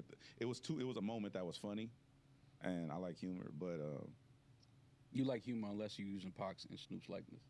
that's not humorous to me. That's respect. I don't find disrespect humorous. Okay. So there was the other part where You don't find this. Wait, hold up. You don't find disrespect humor. You DJ the Popeye. That was based on disrespect. was it? What? Hey, we not doing this. We not do. You my guy. We not. That's doing why I this. laugh, No bro. way. That's You why I don't laugh, find bro. Disrespect humorous. All you niggas. I'm like, was niggas is so shaking full y'all of shit. asses on that Amazon stage. I rebuke that in the name of Jesus. I don't shake my ass. I saw you shaking ass. I don't shake ass. I mean, you wasn't twerking, but you had a 2-step behind the turntable. We not doing that. Yeah, but that's not gyrating ass. All right, well, you was gyrating. Maybe not your ass, but you was gyrating. Yeah. Okay. What was I saying?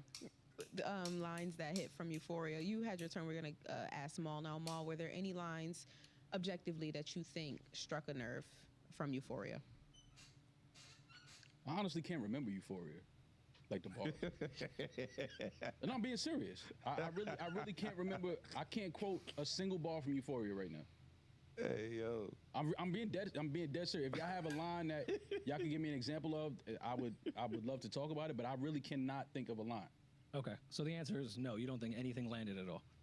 Landed and I mean, Yeah, like that affected, because I mean, we're eventually going to was get. Euphoria the one? I mean, even what he said, I mean, DJ Head didn't give a great example. What he used, the DMX reference. He used I hate I hate the way you walk and shit like that. Like, those weren't shit that really affected Drake. So he's laughing like Maul not really having a point, because what did you even say? I think the best shit you could say is the Sexy Red shit. I'm trying to think, maybe the YMW Melly shit, but I think that's just clever bars. I don't really think that hurts Drake. Like, I'm trying to think. We went over y'all can go back and look at the post fight rejudging of the battle with the jabs and all that. We went through every song, so I know Euphoria had a couple jabs in there, but I don't think it really was anything that was gonna hurt Drake. It wasn't no damaging blows or anything like that really from Euphoria. About his dad or No, that's Meet the Grams. which one is Euphoria? I mean, it's one of the longer records. It's it's when he gets in his Toronto shit, Crody. That one. Yeah, I don't think That was a none of good impression. landed. Fuck y'all. Yeah, I don't think none of that landed. New King Crody? Yeah, that one. Nah. When I see you dancing with Sexy Red, I believe you see two bad bitches. What is it? The Llama's braids. fire. What it like the things that were addressed in Euphoria? Do you think that they hit at all, whether to Drake personally or to his image? Do you think that it made anybody go, oh, he has to respond? That's a better question. To the image, the Sexy Red shit, is it the braid shit was funny. I guess the Hate the Way You Walk and shit, because it's like a part of the culture shit. Like, yeah, that could hit the image, but I don't think Drake personally cared about shit like that. I mean, I don't think it was that. I think people just felt like Drake had to respond, just as as a rapper, you stand behind your pen and your bars. So I think people felt like Drake had to respond no matter what Kendrick said. But I don't know if it was anything in Euphoria where Drake was in, wherever he was at, like getting mad, like he said. What's that, good? like What's good? What's I good? don't think it was any of that. I don't mean from Drake's perspective. I think just because everything played out on the timeline and the court of public opinion is really what's at stake with battles at this point. More so, did that affect anything? Because I think a lot of points were brought up with push-ups and Drake talking about Kendrick's contract and stuff that maybe we didn't. Getting into this DJ That's more Head upset. and Amal talking about Drake and Kendrick debate. Just judging who really won the debate. What's good, D Freezy? With Euphoria. Yeah, but people don't care about facts. We will get to that as well. Yeah. 3 days later, 6/16, LA comes out. Kendrick rapped, "Have you ever thought that OVO is working for me?" If that is true, do you guys know who that person was? Because this has been probably the most debated thing during that week of who the mole was. That Kendrick has a mole in OVO? Yes. They were going through Boy Wonder's social security, his mom's address. I think that was just a tactic from Kendrick of divide and conquer. Just plant the seed of. Right now, Maul winning by like. It's like 5-3 as far as the debate. Get Drake to walk around his camp and start looking at everybody with a raised eyebrow like, is it you? I don't think that was a real thing, though. I don't think nobody from OVO is working for Kendrick. And we'll get to Heart Part 6, but I do want to counter your point. He did say he sent somebody. To get information on Drake? No, he had said that he had placed the information about the daughter, which we'll also get to. But Drake did admit in Heart Part 6 that he had placed the mole that Kendrick was talking about was actually placed by Drake in there. Double agent. Yeah. Oh, Jason Bourne shit. I don't know. I don't know how true that is. But what do you think? I mean, I think a lot of things were said in jest. I think a lot of things it was for entertainment. I'm pretty sure Drake did send some false information Kendrick's way. How did he send it? Who he sent it with? I can't speak to that. But I'm pretty sure he sent some fake work. He sent a fake brick in the mail. Head, do you have any response to this? Do you think that there was a mole, or do you have confirmation that there was indeed a mole? I wouldn't necessarily call it that. A mole indicates espionage. Explain. And spell it. What, espionage? Yeah. What is it spelling mean? No, I just want to hear you spell espionage. You spell it first. Me? Yeah. ESPIONAGE. Okay. You want me to go Stop now? playing with me, Head. Who you think you sitting across, man? We're not doing this. You my guy. We're not going to do this. I'm not doing it. All right, cool. All right. And I don't even know if I spelled it right, but. Even if you don't think that there was a mole, because you keep harkening back to the fact that none of this was plotted or pre-planned. Do you think that there was indeed someone from the OVO camp that was providing information that Drake would have rather not been provided, that Drake would have rather not gotten out? Do you think that happened?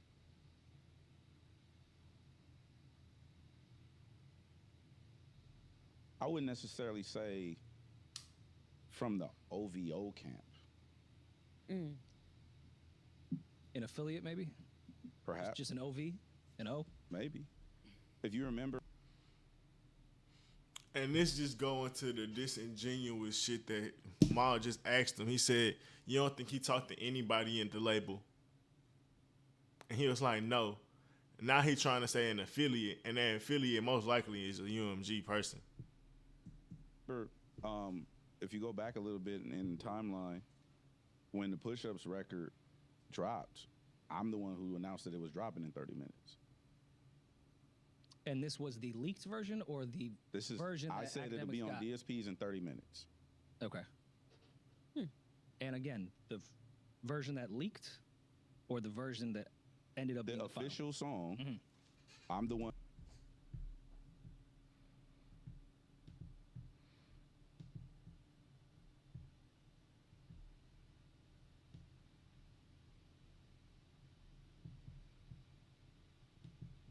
Who said it'll be on DSPs in 30 minutes. Okay.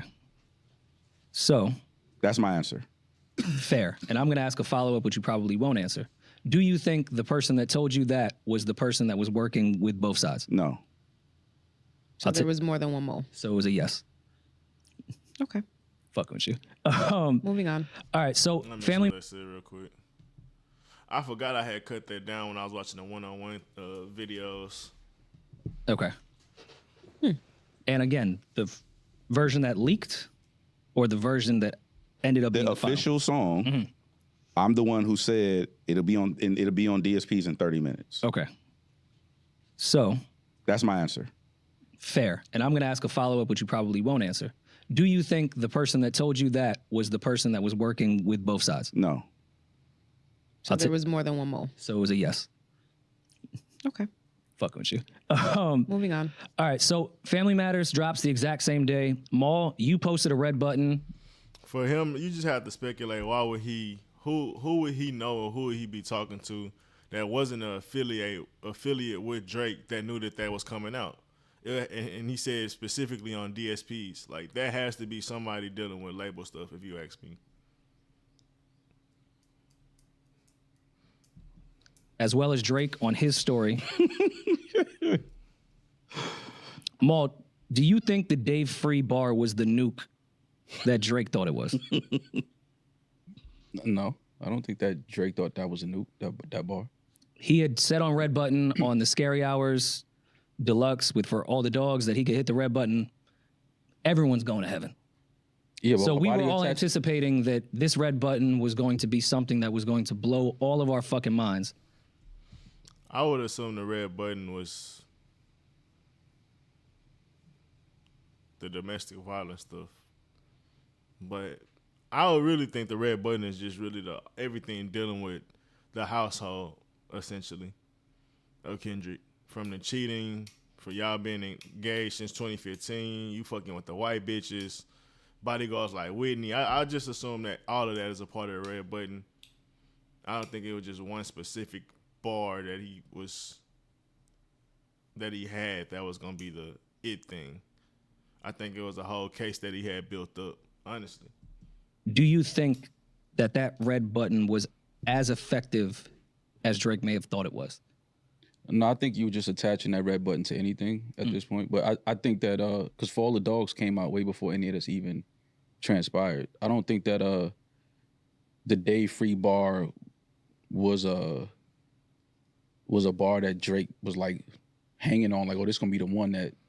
I don't think it was that. But if you go back and listen to Family Matters, I think that to this day, I still believe that that's a better record than Not Like Us. I believe he rapped better on Not Like Us. I believe the production is better than Not Like Us. I think Drake's, the only thing I would have done differently, looking back, I would have cut that brick in 3. I wouldn't have released all 3 of the beat changes at once. I would have released the first one, ended with the gunshots, wait to see what Kendrick does. If he takes too long, maybe release the second one. I would have done that. But if we go back now, that it's all, you know. The reason it's just tough to do that just because that middle part had nothing to do with Kendrick. So if you drop that one as its own song, it just doesn't. I don't think it hits the same. I think maybe you could connect it to one of either the first part or the second part, and it'd be like 2 different songs. But I don't think it could have been 3 different songs. I don't think that would have worked. Said and done is, you know, and just listen to bars. And I've spoken to a lot of rappers and artists. I'm gonna give Maul a point for just saying that Family Matters is better.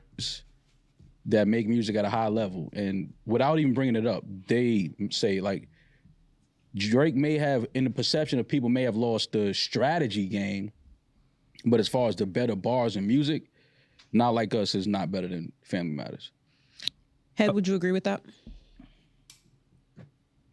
He's from Carson. He can't disagree with it. Or I just go outside. Okay, well, since this was going to be a post-battle question, but let's ask it now since Maul did bring it up. Who out-rapped who? Not who out-impact who. Who had the better strategy? Who had the better bars in this entire battle? I stay on my side of the line of scrimmage.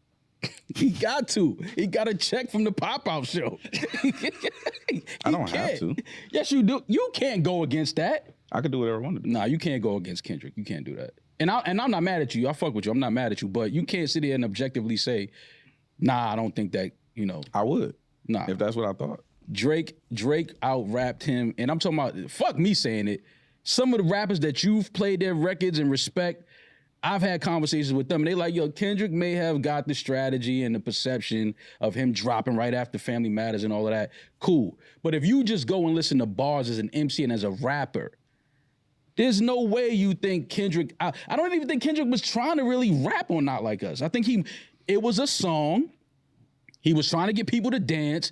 He needed to galvanize the West Coast, get the whole California behind this song. This is like our new anthem, which is I'm not mad at that strategy. But we're not gonna say he rapped better than Drake right now on Not Like Us versus Family Matters. No fucking way. Okay, so Mal, bringing that up when you're referencing that and everybody else. And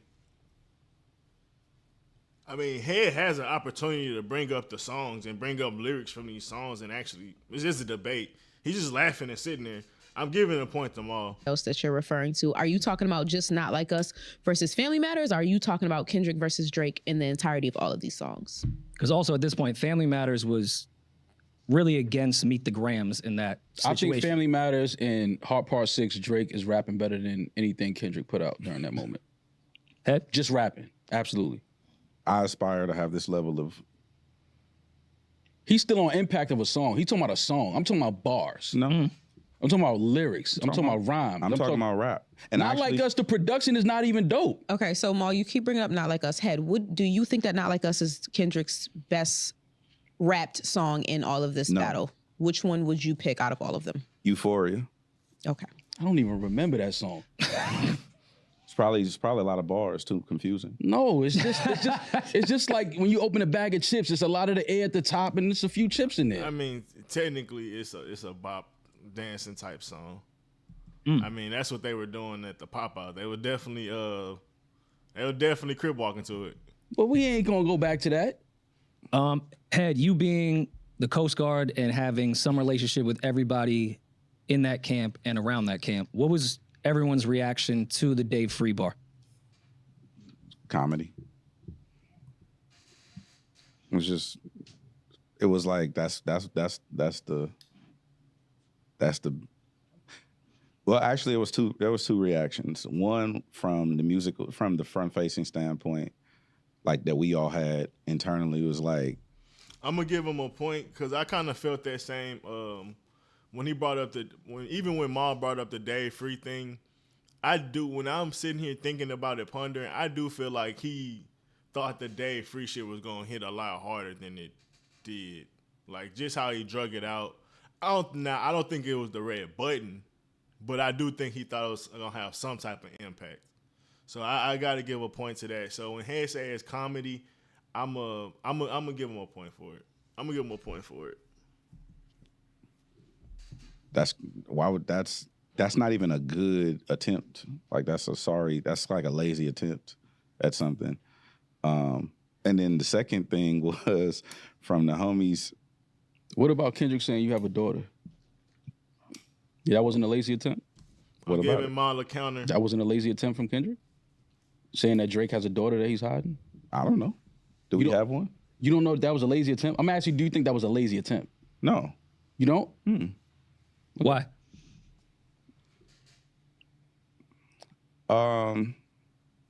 Yeah, it was a West Coast dance song essentially. It's damn sure not like a R. Kelly Step in the Name of Love or no shit like that. But it was a West Coast dance song and some stuff that they get I guess you say get down to. That just sounds so old. But yeah, essentially.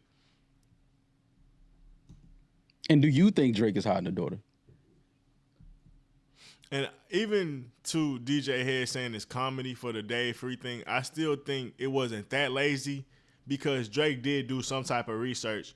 Drake did mention how Dave Free has a connection with your wife more than you do. And it's just, whether that's true or not, it's funny because the kid shit is obviously you could say that's a reach, but the relationship that they may have, I don't think is a reach. Versus like how he said he's putting pictures under her, he's putting hearts under her pictures. they follow each other on social media and she don't even follow you. Like, those are funny things to pick at when you dissing a nigga in a sense. And especially when you talk about not only that, she got a bunch of depressing signs that she showed on the social media aspect. So I don't think it was a reach. I think he built a good case as far as, once I said, like I said earlier, it's just saying that there was problems in the home and how, yeah, it was a lot of weird stuff going on. Essentially, like him, why she don't follow you, like, that's just weird. Why she follow him, she don't follow you, that's just weird. Like, obviously, I did say, like, the child not yours, that's possibly a reach, but she got depressing Instagram posts, like, it's not really a reach. Hiding is and a it's bird. weird to a degree. Okay, do you think Drake has a daughter? You are hiding your opinions, sir. Yeah, do you think Drake has a daughter? I think it's possible. Okay. You think it's possible that you think that Drake has a daughter, or do you think it's possible Drake has a daughter? I think it's possible he has one. Okay. I mean, I don't particularly care to get into Kendrick's personal life with his girl, kids, and his business partner. Mm-hmm. But do you see Maul's point in some degree that saying Dave Free might be your son's father, I agree is lazy, and I thought if that was the nuke, that's odd, because that's not, no one's really gonna believe that, even if for some weird reason it was true. The daughter thing, is that not lazy because Push already did it, and we... Yeah, I don't think push-ups was they keep trying to say the push-ups is the nuke, because isn't that on the push-ups with the, or is that, no, that is on Family Matters. That is on Family Matters. I'm tripping. That's on the first part of Family Matters. But even then, the song being named Family Matters, the family situation that Kendrick has is the nuke. It's not just the one thing with Dave Free. Like, that's even the song being called Family Matters. Like, it's hard to miss that to me. We saw what that did, and you're supposed to be light years ahead of any rapper right now, and you're reusing the same strategy off something that can't be proven, whereas Push did it and it was proven. No, I get that point, but you also have to understand, like, and it wasn't that lazy, because if it was so lazy, Kendrick wouldn't have had her ass dancing in the video. Like, Drake definitely struck a nerve with that. Now, I would have rather him respond in bars, but he did respond to it. the way I'm looking at it, and this is, I mean, you're not gonna believe me, but objectively looking at it, it's a Floyd Mayweather thing. Like, Dot has been counterpunching the whole time. What did he counterpunch? He's not aggressed. The only time he aggressed is once it was already fully on. You know what I'm saying? So if you think about it, like that, he aggressed. What are you talking about? If you think about it, when you say that's bullshit, because he dropped 616, then he dropped no, he dropped Euphoria, then he dropped 616, if I'm not mistaken. That was back to back. And then after Family Matters, he dropped Meet the Grams, then he dropped Not Like Us. So it was multiple times that he was aggressing. Like, these niggas be trying to narrative change a lot. like the Dave Free thing came first in Family Matters. Correct, yeah. And then there was a response. And then the other thing came. It wasn't like, it's like, oh, okay, boom, boom. It was like a 1-for-1 to me. Okay, so you are, and I'm asking, because we think that the Dave Free line was a lie, that gave Kendrick also a green light to lie about the daughter. Hypothetically, because we do not know these people and their personal lives like that. Oh, yeah, I mean, sure. So it doesn't, you don't get a point taken away. What about just having integrity, and just because another nigga doing something, I mean, you got to do something? Like, that's the Mr. Morale. Where is that at? Way, if you do a whole third verse about something that's completely unproven and possibly fed as information to you to give you the okie doke. Well, no, even, okay, let's do it this way. Let's take it out. Let's take the whole verse out. Okay. There's a record still. I love the record. I love the record. Which record is this? Meet the Grams. I don't like the record. Okay. At all, on no level. I've listened to it a total of maybe 5 times. And I told him that. I don't like the record. What don't you like about it? It's too fucking. It's dark, and it makes me uncomfortable. I don't like it. I'm a jovial, like I'm a nerd and I'm like cerebral, but I'm a jovial individual. I have good positive frequencies. I don't like that shit. I don't like the depth and dark, like shit. That ain't my bag. So I told him that's like my least favorite record out of everything. Maul, do you think Meet the Grams? I gave. It might sound like bullshit. Are you gonna give him a point when he actually dissing Kendrick? I give him an integral point, just on the fact that he'll say something like that. Because even Maul challenged him on, you'll never say anything counter towards Kendrick, and the fact that he'll openly say it. Now the reason he said he didn't like it, he kind of like pacified it, but the fact that he didn't say it, I gave him a point for integrity. Even based off your opinion of the record, because even Head said he doesn't really like it like that. Do you feel like it was effective off Drake's probably best record in this entire beef? No. Why? I mean, people don't even really talk about Meet the Grams. It's not even a song that people, I think like Head said, I think most people kind of forget that record. Like, we get it. He dropped it right after, and the timing of it when he dropped it was like, oh shit. Everybody was running back and forth to YouTube. Kendrick just dropped and this, whatever. But I think when you go back and listen to it, it's probably the least favorite from most people. Fair. But do you think if Family Matters, Yeah, Meet the Grams is ass to me. being the diss record that it is, had more time to breathe, it would have been more effective in this battle, whereas Meet the Grams to not like us back to back after, I think, Drake's best diss record ever? Family Matters? Yes. Mm-hmm. Do you think that was an effective step on when it came to Drake's best effort? No, I mean, no matter what Kendrick said or put out, I thought the timing of it was dope. It's kind of like if, Head, if you DJing and somebody bump your table and fuck up your I'm gonna give Maul your an needle, integral point. the record jump, the energy is completely different in the room at the party. So I think that's what Kendrick did. He bumped the needle. And just to speak to what Roy asked, I think he saved his image by doing that. Like, that was more than the beef. He had to step on that record, bro. If he had let Family Matters sit for a week or 3-4 days, nigga, that would have hurt. That would have hurt the image. And I think that would have hurt way more than he would have liked, honestly. Because people would have let that record stick. I'm just thinking about all the other records when they had 3 days or more to breathe. Like, for instance, with the Drop and Give Me 50 shit, people was feeling Drake. He had a time for it to breathe. Then Euphoria dropped. I think he had at least like 2 days or something like that before Drake dropped. So it got a little wind, it got a little breath to get a conversation behind it.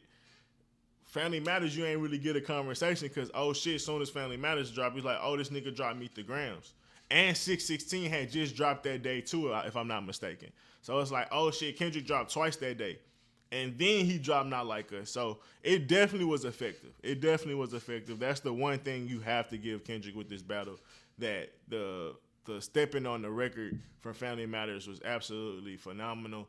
But at the same time, when you get past the antics of that and get down to the nitty gritty, Family Matters absolutely cooked. Record jumped and it was kind of like, okay, people kind of like, but not only the record jump, my record comes on. You know what I'm saying? So I thought the timing, I thought the strategy of what Kendrick did to me was dope. Like, okay, I get it. But again, I'm going back just as a music head, as a consumer of hip hop and listening to bars and raps. And once I listen to that, I don't care when the record dropped, how it dropped. In the moment, I understand, the impact of that. But now that I'm just listening to bars and raps, nobody can convince me that Drake got out-rapped in this thing. Like, there's no fucking way he got out-rapped. Now, I understand what the optics of the record is, and it being big and everything that Kendrick got off of that, the Amazon show and Super Bowl halftime and things like that. I understand that part of it. And like Head said earlier, optics is a big part of it, and perception is a big part of it. Again, I'm just a consumer of hip-hop and rap and listening to music. And in me listening to it, there's a lot of that is more into like the popularity contest. A lot of that is to, like, I would call it like the halftime show or the Super Bowl. It's like the antics and stuff is cool. It's stuff to talk about. It's but it's not the X's and O's of the game, essentially. And I think that's what Maul is saying. It's like, you can get past, like, oh, the jerseys were cool, or did you see what, like just different stuff like that. Like, stuff that you'll get as far as, like, sub-conversations of the actual game. Like, oh, did you see who was in the stands or anything like that? And we talking about the big game in the Super Bowl. But when you talk about the X's and O's, like, what actually happened on the field, that's what Maul is talking about. It's like, and you have to give credit to the show being great and all of those things adding to the show being great. But when you get down to the X's and O's, I think that's why we all here. We all here for the on-field play. Yeah, the spectacle and everything that adds with the spectacle is great, but if the on-field play is not good, who cares? All this stuff is kind of mediocre anyways. So let's get down to what happened on the field. And when it comes to dissecting 616 versus Meet the Grams versus Not Like Us, Family Matters outperforms all of those to put together, honestly. Put together, it outperforms all of those. So it's a nice point that I like that Maul's making. I think I'm gonna give him a point for that. Nobody that can convince me that Drake had the worst bars in this whole thing. Okay, Maul, hearkening back to Family Matters. Hearkening, spell that. I'm sorry. HR.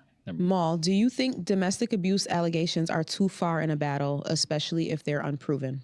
Do I think domestic abuse allegations in a battle are too far? Unproven. Unproven. Unproven? Yes. Um, I think everyone can say proven domestic violence Yes. is fair in a battle. Maybe, yeah.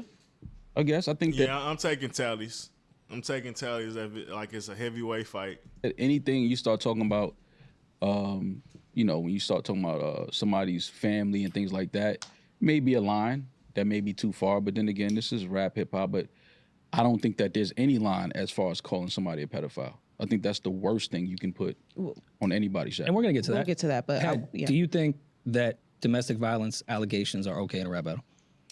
It's nuance. Define nuance in this situation.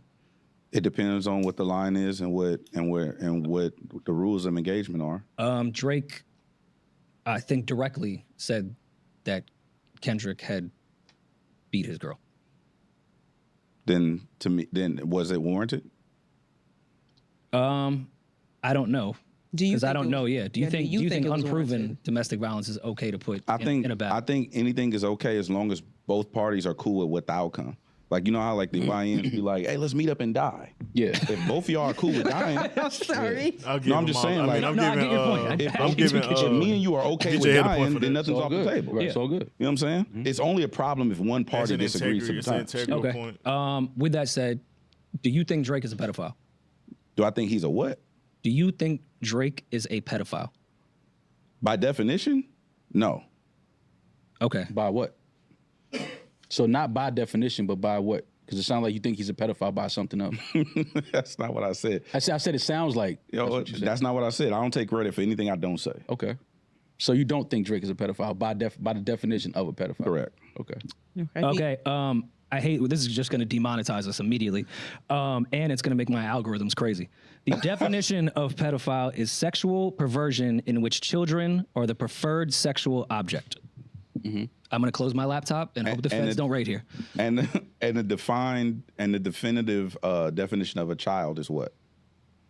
All right. See, don't whack 100 me where you know the age of consent in every state. Okay, fine. I think To below, answer your- below to- the 18 and layman- the below, layman and answer- we also know as like moral fiber what a kid is and what a kid isn't. the layman answer, Rory, is no. Okay. Okay. And I believe you did answer it in if everyone's ready to die, everything's off the table. But you think pedophilia is okay to be brought up in a battle? I think if I do discuss with you, hey, this is a line, my earlobes are off limits, and I violate the sanctity of that, let's meet up and die. Okay. I'm giving him a point for that. Do you have Thoughts? any thoughts? On what he just said? I mean, you know, that's fair. If he feels like, you know, again, if there was a conversation and, you know, certain things were deemed off limits, if somebody violates, you know, the terms of the conversation, I think all bets are off. There's no rules of engagement. Everything is, you know, fair game.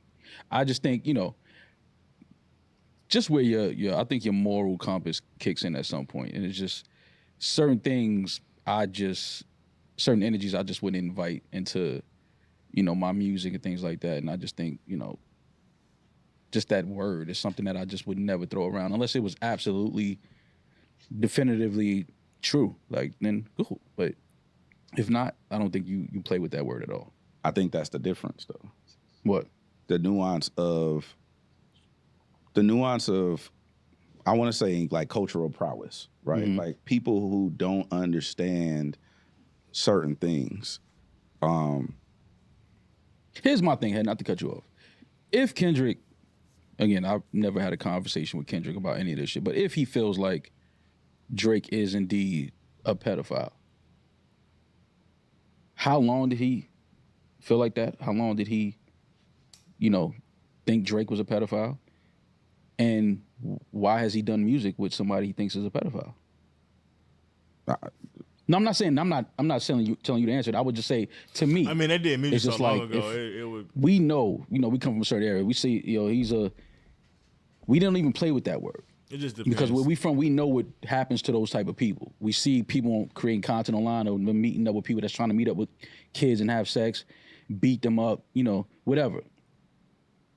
So in this battle, to introduce that energy against someone that you don't know.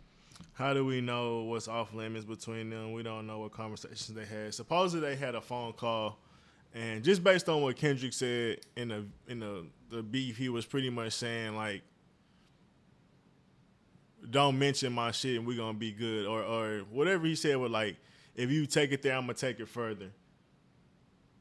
So it's like Kendrick was like, he supposedly they talked on the phone, then he warned him on the track as well, saying if you want to take it there, I'll take it further. So, I mean, like you said, who knows the nuance between what they said, what they could talk about, but I'm gonna assume that they were saying that family and stuff was off the line. But I really think that phone call was like really just a matter of engagement and letting them know that they were both they was both ready to go to war with each other, and they was kind of confirming it. I feel like everything else they said to each other on that phone was like they were talking with their finger crossed behind their back, like, essentially. Or if it's facts or not. You may just feel like it is for whatever reasons, whatever conversations you're privy to. My thing is, how long did you feel like that? I get what you're saying. You know what I mean? Like, But how let long me did ask, you feel let me like ask Maul a question. Yeah. Maul is beefing with Joe Budden. Mm-hmm. What's off limits? What's off limits? What's off limits? Nothing is off limits. Nothing is off limits. Yeah. So let's meet up and die. Yeah.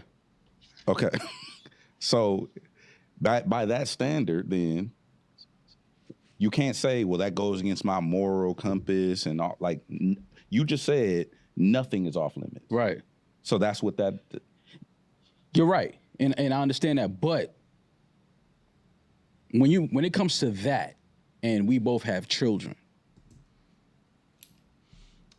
Just because I feel like I already gave DJ Head a point for this, but I'm giving him a point again just because Maul is deciding to bring it back up. And the fact that you honestly, like, you can't pick and choose. Like, I'm on the side, you can't pick and choose. If you're going to bring up domestic violence, he could bring up the pedophile shit. Like, I don't look at, like, I get it. Most people say pedophile shit is significantly worse. And in the case of, I have a daughter and stuff like that, and I'm not here to argue and nitpick. I think all sins like that is pretty much the same. You're evil regardless. I mean, especially if it's like certain level of domestic abuse. Like, it gets to a certain point. Like, the domestic abuse that Drake was talking about, like bleeding your girl and doing like that, that's like the extreme shit. Like similar stories that we ain't heard, girls getting thrown on guns, and like, this is what when I'm hearing the type of domestic abuse we talking about, I ain't talking about you and your girl was drunk and y'all start pushing each other and somebody broke it up. I ain't like, that's obviously still domestic abuse, but I'm talking about the extreme versions of that. So when we talk about that and what Drake was pretty much kind of alleging, especially with like some of the videos that came out on the internet right after the beef about like how that could potentially be Kendrick in that Vegas night and stuff like that, and the Who Kid reference being a reference to that night and what possibly would have happened that night with Kendrick and his girl, because the Who Kid concert is supposed to be the same night that he beat on his girl and stuff like that. So, and it wasn't just no regular beat on his girl, like it was bad.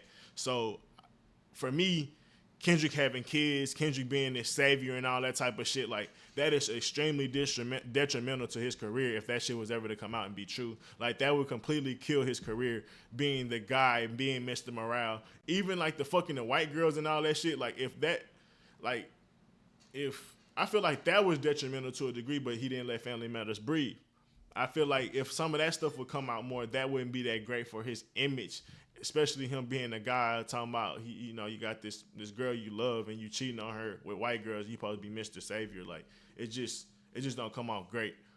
But when you throw the abuse stuff in there and you got kids and they got to come up and grow up and hear about that type of stuff, like nah, that shit wouldn't have been cool. So the pedophile shit, like I get it. Maul's trying to make it seem like that's way more extreme, but for me, I'm on the side of DJ Head, and the fact that Maul keep bringing it up, I'm giving another point to DJ Head. Mm-hmm. Right. So we can at one point in our lives be ready to die and crash out. We'll burn all this shit down. But now when we're fathers and we have children, we don't think the same anymore. We don't speak the same anymore. We look at life totally different. We're more, we're different versions of what we used to be. Because again, you have children and you understand how sacred that is and how precious children are. So yeah, we could be in this situation where we ready to go all out. But at some point, you got to be like, nah, I ain't doing that, though. You just brought up kids. Mm-hmm. Who brought the kids up first? No, I understand what you're saying in the timeline of things. I understand what you're saying. Then I thought in the timeline of things, Kendrick brought up the kids first. Drake only mentioned Whitney. But when you talk about the kids, and Euphoria, he was talking about you don't raise your kid, you don't know nothing about that, like you don't, something like that. So if we talking about the kid situation, yeah, oh wait, when was the Dave Free bar? Was that push-ups or?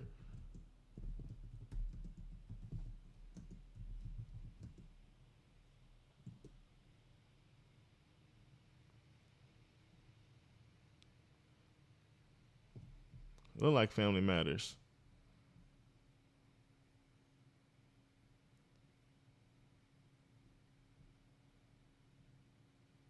Yeah, I'm pretty sure it was Family Matters. So yeah, and then if that's the case, he brought up the kids first in Euphoria. So then, but even in that, you don't get the right to dictate anything beyond that point. I'm not trying to dictate shit. I'm just saying, at some point, you have to say, all right, what I'm saying is the worst thing you could say about somebody. That better be a fact. Because once you do that, once you label somebody that, again, somebody call somebody a rat, we know what can happen when you just call somebody a snitch. Mm-hmm. I mean, it's the same thing with being a domestic violence person and going to jail, like, and you had a bad case. That ain't a good thing for you. Coming from Carson, coming from I'm going to disagree heavily with Maul. We know what can happen. A pedophile is worse than all of that shit. Okay. So when you label a man that, I would just think that you would have to be 1,000% correct in what you're saying and have facts on that. And I agree with the nature of what a pedophile is and how, like, calling somebody that is insane. Like, I won't disagree with it, but it's, if you're gonna say he had to be 1,000% factual with that, you gotta say he at least gotta be 600% factual with the domestic violence shit. That's all I'm saying. Like, before you throw it out there, and I do understand there's no rules once you say, oh, my manager might be my kid's father. Cool. Disrespectful. So no, not disrespectful. Again, you're trying to mitigate how one perceives the disrespect. You don't have the privilege of doing that. If somebody, if I tell somebody, if I walk outside right now and I tell somebody SMD, mm-hmm. I have to be ready for whatever. I can't be like, oh, I got a kid and you got a kid. Mm-hmm. Let's think about that. Oh no, Drake was ready for them. Obviously, he's the one that said. So then at that point, there's no more discussion. Let's meet up and die. I get that, but here's the problem is now. The problem is now when this is a record that you are like grandstanding, and this is a message that you are displaying to the world. Like, you know what I mean? Like, you got your Super Bowl show, and you got the Amazon show, and now you're doing stadiums and things like that. And this is the record that is like, you know, that's where to me it's like, okay, I just made a better record than you. If that's the line you want to stand on, cool. I'm not. Listen, it's about. I'm gonna give Maul a point to that because I do agree that does take it to a different level when you start to amplify it on that level of the song, and you almost standing on that. And versus like Drake hasn't really necessarily performed Family Matters for a year straight, and even then he has a history of not necessarily trying to profit off of the beefs that he's been in. So I could see Maul's point, and I kind of fuck with that point just off the strength of it like, bro, you gonna perform Not Like Us at every city. Is like, all right, bro, you're really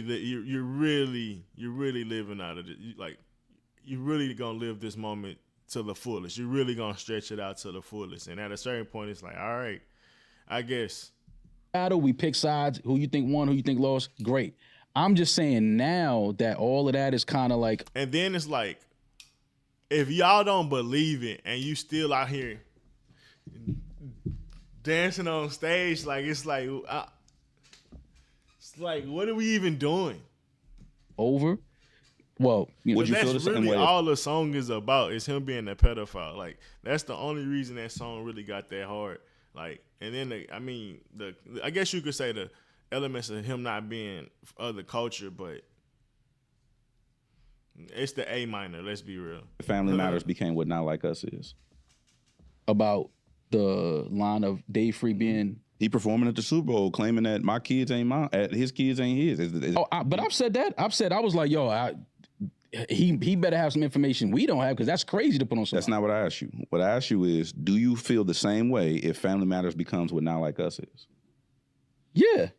Okay. Absolutely. All right. No, my moral compass is set to where it's set to. It's certain things to me that I'm just like, all right, like, you gonna say that, you got to stand on that. So you being from where you're from and me being from where I'm from, we have a certain level of, I call it texture, which I don't necessarily know how to describe it. You can tell when somebody is not authentically of that texture because they... Of what texture?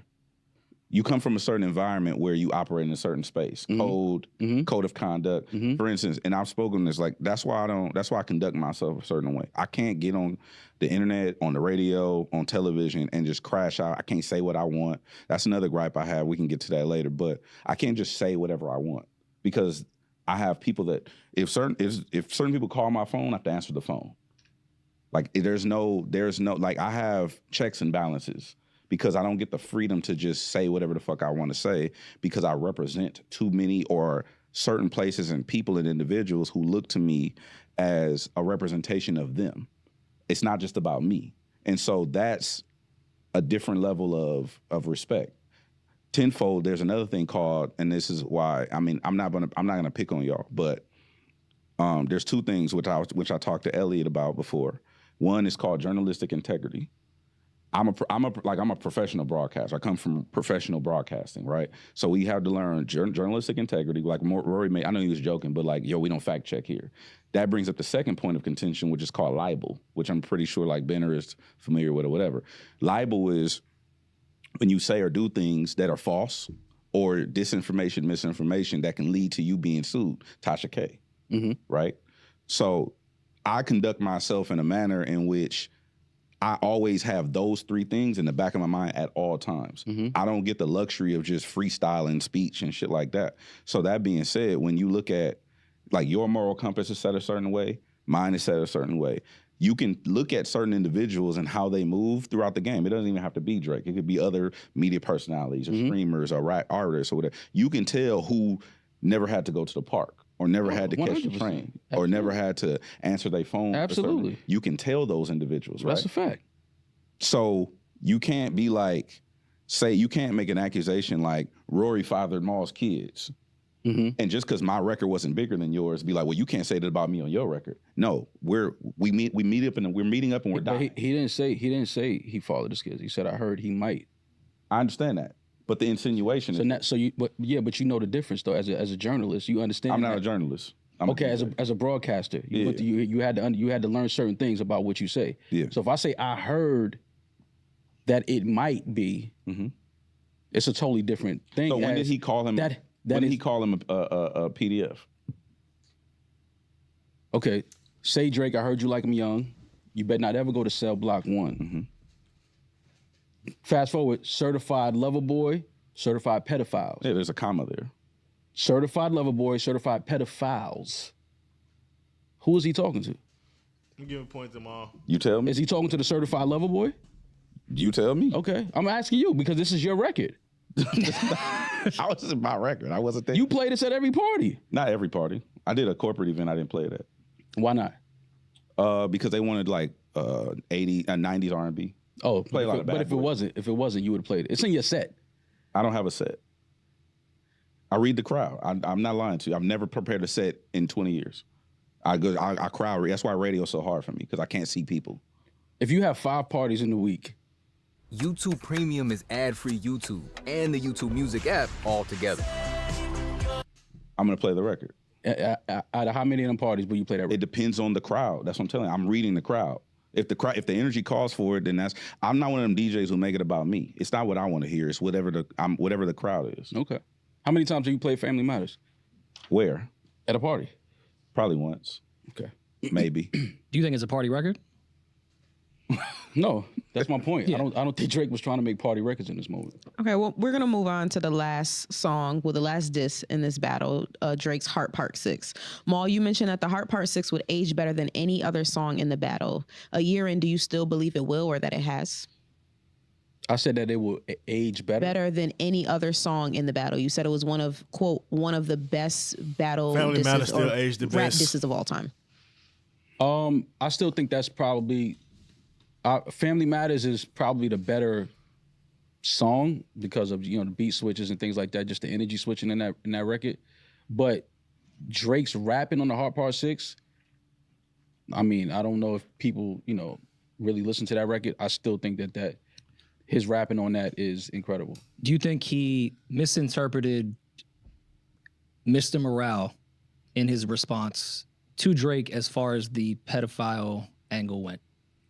You said, do I think he did what? Misinterpreted what Kendrick was saying on Mr. Morale as far as past sexual abuse in his family. I'm not. No, I don't think so. Because the idea of the record is that there was some type of sexual abuse in the past with his family line, and because of that, his family thought he was touched, and he was saying, no, I was never touched. Like, I'm trying to tell you, please believe me, my cousin did not touch me. Drake took the angle after Not Like Us to take the pedophile angle to say that he was touched, and that is why he keeps bringing up pedophilia. Do you think there's any stat lost in completely misinterpreting what Kendrick was saying? No, I think if you're gonna do that, if we're gonna fine comb misinterpretations throughout this whole thing, it's a lot on both. I mean, we sides. have on every record. That's why I want it to be. I don't. objective. Nah, I don't think he misinterpreted. I don't. Even with the way that he just said it, it's like you could be taking an angle that his mother and his family took in a sense of like, you really did get touched, and you've been in denial. And you haven't been able to heal from that, and that's why you're attacking me. That's what I think Drake was trying to say, but I don't know. Maybe I misunderstood it. I mean, if he did, if Kendrick comes down and says, "No, that's not what happened," then okay, he did. But I think that Drake heard that record like we all did, and that's what he took from it, and that was the bar he came up with. Do you feel that he waved the white flag at the end of the record? Waved the white flag? Again, I think that he realized what was happening. I think he realized, UMG's positioning in this and what they were trying to do, which is why he still has a case ongoing against them around the business that they did around. And I think it's very evident because even in the Hard Part 6, he talked about you need to save your money and stop paying for bots. He talked about you'll never catch up with me with the data. It was a lot of the industry conversation that he was talking inside of that actual song. If you just peep what he was going through, so I don't think it's a reach for him saying that, or Mal saying that he was already understanding what was going on with UMG. I honestly don't. Around the record, not so much, Kendrick, but just what UMG did with that record and that messaging. Well, I mean, Mo, again, I want to be objective here. Hard Part 6 came out 24 hours after Not Like Us, so I don't think we even knew what bots or what UMG was doing at that time. But Drake referenced it. That's the thing. Even with Rory saying that, it came out 24 hours and Drake was already hella aware. Bitch, y'all know what Hard Part 6 I'm talking about. Play on me like that. Let me see. Bitch, I don't want this big ass screen up.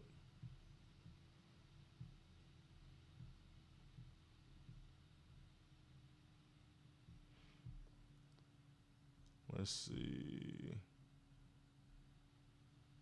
Stop buying views and bot comments. You may need to keep the paper. The shit you about to need for later. And I think that's what he was talking about with UMG and shit like that. It's like, nigga, keep y'all money because I'm coming for it. Like, I think he was talking to, whether you could say Kendrick or UMG, but I think that was some subtle shit. Stop buying views and bot comments. Like, the conversation that came, like he said, it was 24 hours after after Not Like Us. He don't think he knew about it. He knew about it.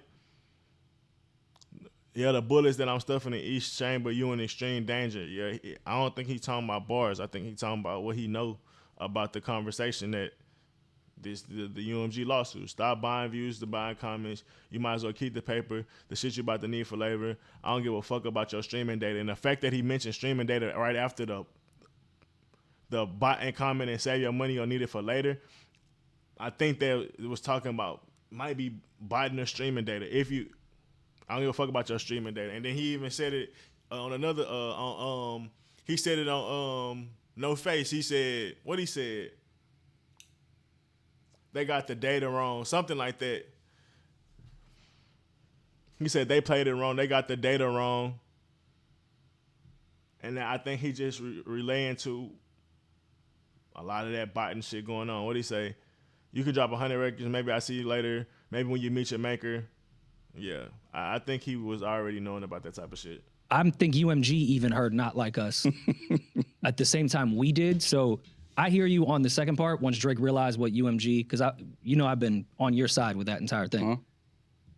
At the end of that, I don't think UMG had anything to do with that outro. I think he was saying to Kendrick, No, I'm not talking about waving a white flag, because I think it was more so like he understood that, all right, you want to have this back and forth. You obviously have this record. Okay, cool. You going to put out a record after I put out a record. I'm not going to keep, like, how long is this going to go on? Like, I could put out 5 records. You going to put out 5 records? Like, we going to keep putting out records every week?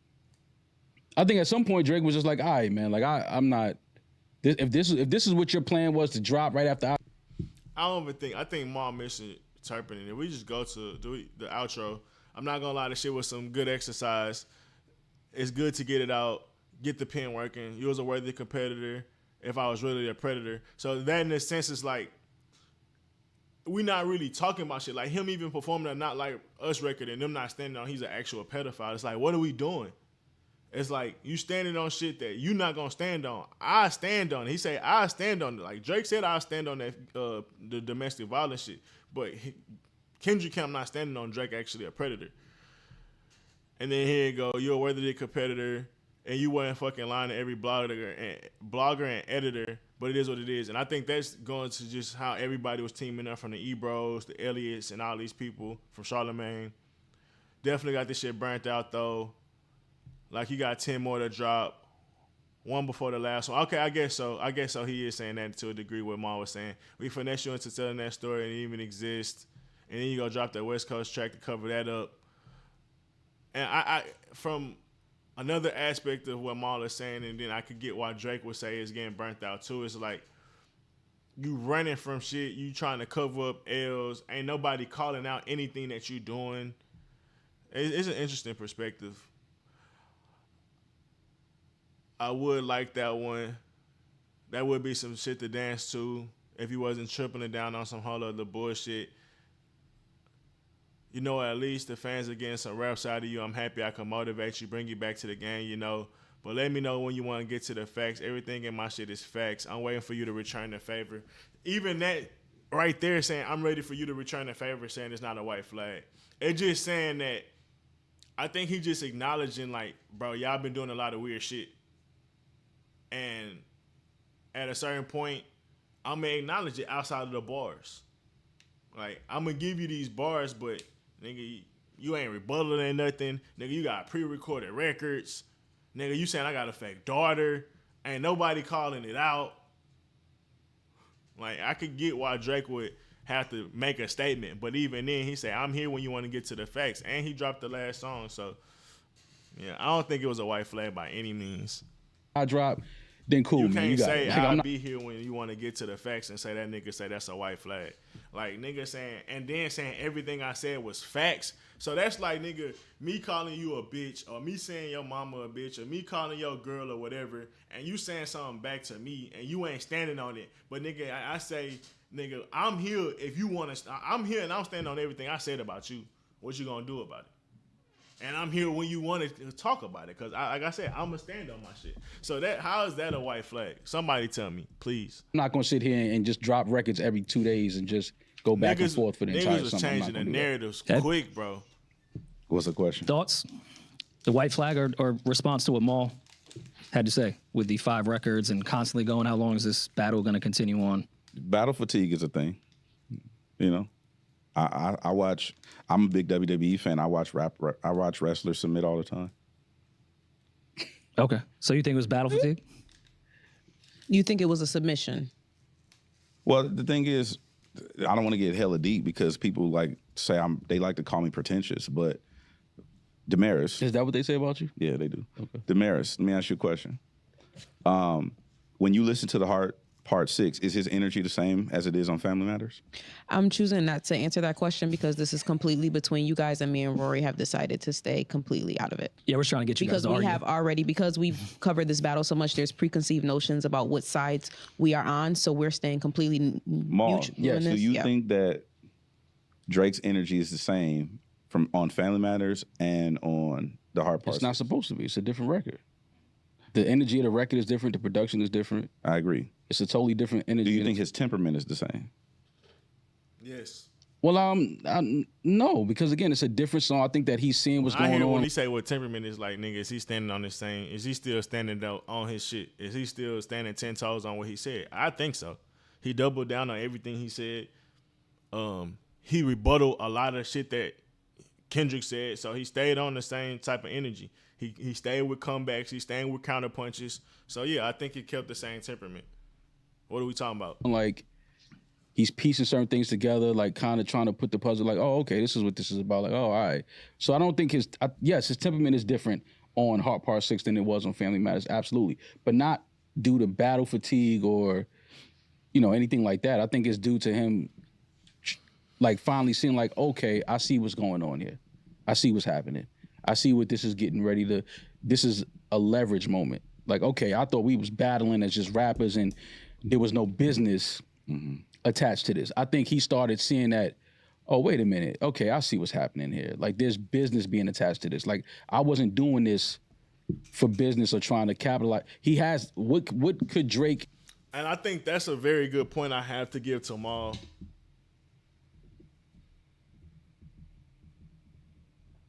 Because Drake even acknowledged it. He was like, on the Heart Part 6, he was like, you try to do this instead of hard. You really this instead of putting in hard labor. I think that's appropriate because with Maul saying that, you start to realize this is a business thing, and it's not that you really don't like me. It's really that you're trying to come up and clout chase off me. It's like Pusha T situation. Pusha T was trying to drop an album off of Drake diss. And Drake realized that as well. That's why he didn't respond after he dropped the what's-the-name shit. even though Jay Prince said that's the reason he didn't do it. But with this situation, Drake started to realize, oh, you're trying to leverage this into an Amazon deal, or you're trying to leverage this into a Super Bowl or whatever Drake may have found out. But you're trying to leverage this into a UMG deal. You're trying to leverage this to move and project your career. And it's fine with the project your career shit, because that's going to happen whether we beef or not. Or, I mean, especially if we beef, it's going to happen regardless of whoever wins. That's going to help project their career, because that's the heck they get the hangover they fireplace. But at the same time, I thought this was organic, and you really didn't like me. I didn't know you seen this as a marketing move or a rollout. Like, if this was going to be a rollout this whole time, I would have left that lame ass shit alone. If this was real organic and you really had to get some shit off your chest, I feel like Drake was all for the shit. And that's what I think Marl is kind of alluding to. When Drake caught wind of, nigga, you trying to amplify the numbers, you trying to pay for bots, you trying to win a public perception, because obviously that's a part of the beef, but you're trying to do it to leverage negotiation money and shit like that for your next couple of deals. It's like, oh, nah. You ain't about to get no roll out on me, and I'm not acknowledging it. What could he capitalize off of? He's already one of the biggest artists in the world. There was no room and for the fact that Drake acknowledged that in the beef, all right, like, I'm having a moment with an MC I obviously respect, with a rapper that I respect. He has some words for me. I have some words for him. But I think that Kendrick's mindset was business. I think Drake's mindset was battle. And I think that's where the disconnect happened, and Drake walked away from, like, okay, you in business mode. PG Lang, getting it going. UMG is behind it now. Okay, I see what's going on. That's a great point. That's not why I engaged in this thing. I engaged in this shit as a battle, not as great point. Turning it into business and then getting, whatever Kendrick got from it. Which I'm not mad at. I mean, capitalize off the fucking moment as a businessman and as an artist. Cool. But I think Drake's mindset was more, this is just a battle of two of the best rappers and MCs right now. I disagree. Like Rory said, back. The song was just days of, like, there was no business around it. Plus, that's not necessarily how the music business works. Rory's put out an album. You could probably, well, you don't want to talk. Platinum. Okay, fine. But, Go ahead. Go ahead. I love that this is the example for everything. It's my album. I'm just saying, like, I'm not trying to be disrespectful, but there's a lot of people who speak on the music business that don't actively participate in the music business. Right. That's not how the music business is set up. It doesn't work like that. You don't get to just dictate, I'm doing this and I'm doing that. And there's whole departments of people that have to move and do shit when you do shit. And then that's why Maul asked you earlier, do you think that he talked to the label when he was dealing with the plan of having this beef or dropping these songs? And you said no. So something's not up. Something rotten in Denmark. But even then, with this situation, UMG, trust me, this was one of the biggest moments, getting the most views. This was a heavyweight pay-per-view fight. Them niggas was up for 24 hours, making sure if Kendrick needed to get something done, it was going to get done. Trust me. Trust and believe it. So whether it was 24 hours for somebody to drop or whatever the fuck needs to happen, trust me, that's fickle to trying to imply that's not how the music industry works. If you're trying to say, use the history of how certain other engagement went with certain albums and songs that didn't drop versus we was in one of the biggest moments in hip hop and UMG was directly involved the whole damn time, you don't think they would have been trying to get this shit off? Like, what are we talking about? The other part, you don't think Drake and Kendrick dictate? That's not what I'm saying. What I'm saying is you still have to, that still takes time. You don't get, you don't have to, it's not. Not in the middle of war and UMG is definitely involved. Or the label sees what's going on and they call you. Like, who's hey, the label? Anybody that works for the label that you're assigned to. Okay. I'm glad you said that. That's not necessarily true. Because what do you mean? If I'm in the radio promotions department, I don't represent the label. I represent the records. It depends on y'all. Some people work for the record label that are at radio. No. We know that. they work for the label, but I'm not a representative of the label to like I don't call you. No, not like, publicly. No, what's but up with the, you some people at radio are absolutely on payroll with labels, 1,000,000%. I'm not saying and you that. know that. I'm not saying that. What I'm saying is, if I am in the promotions department, I don't get to call you and be like, "Yeah, so what are we doing with this record?" That's not how it works. No. I'm not saying that. I'm talking. This is bigger than promotions department. This is bigger than that. I think that the higher ups saw what was happening with two of the biggest artists of their generations, and was like, "We need to capitalize off of this 1,000%." Give him all and the point nobody on can that. convince me that did not happen.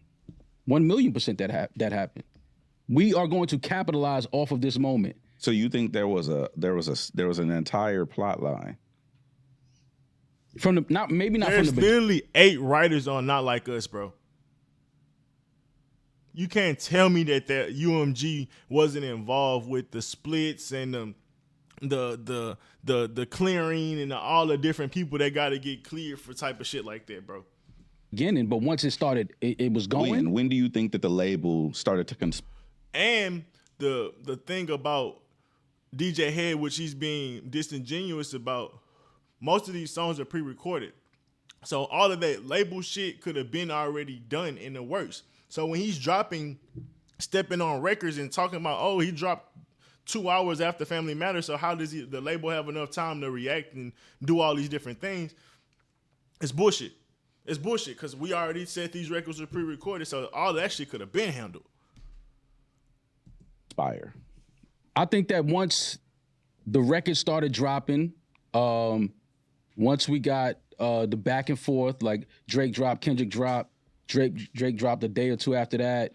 I think that once they saw that, and then they saw what the numbers was doing on whatever was YouTube or whatever DSP, they was like, no, we're absolutely capitalizing off of this moment. There's no way the entire world is looking at this moment and the labels that these gentlemen are attached to in some way is not capitalizing off the moment. They're not going to fumble that bag. No way. Okay. Which is why you get the Amazon show Well, that's why you get the Amazon show.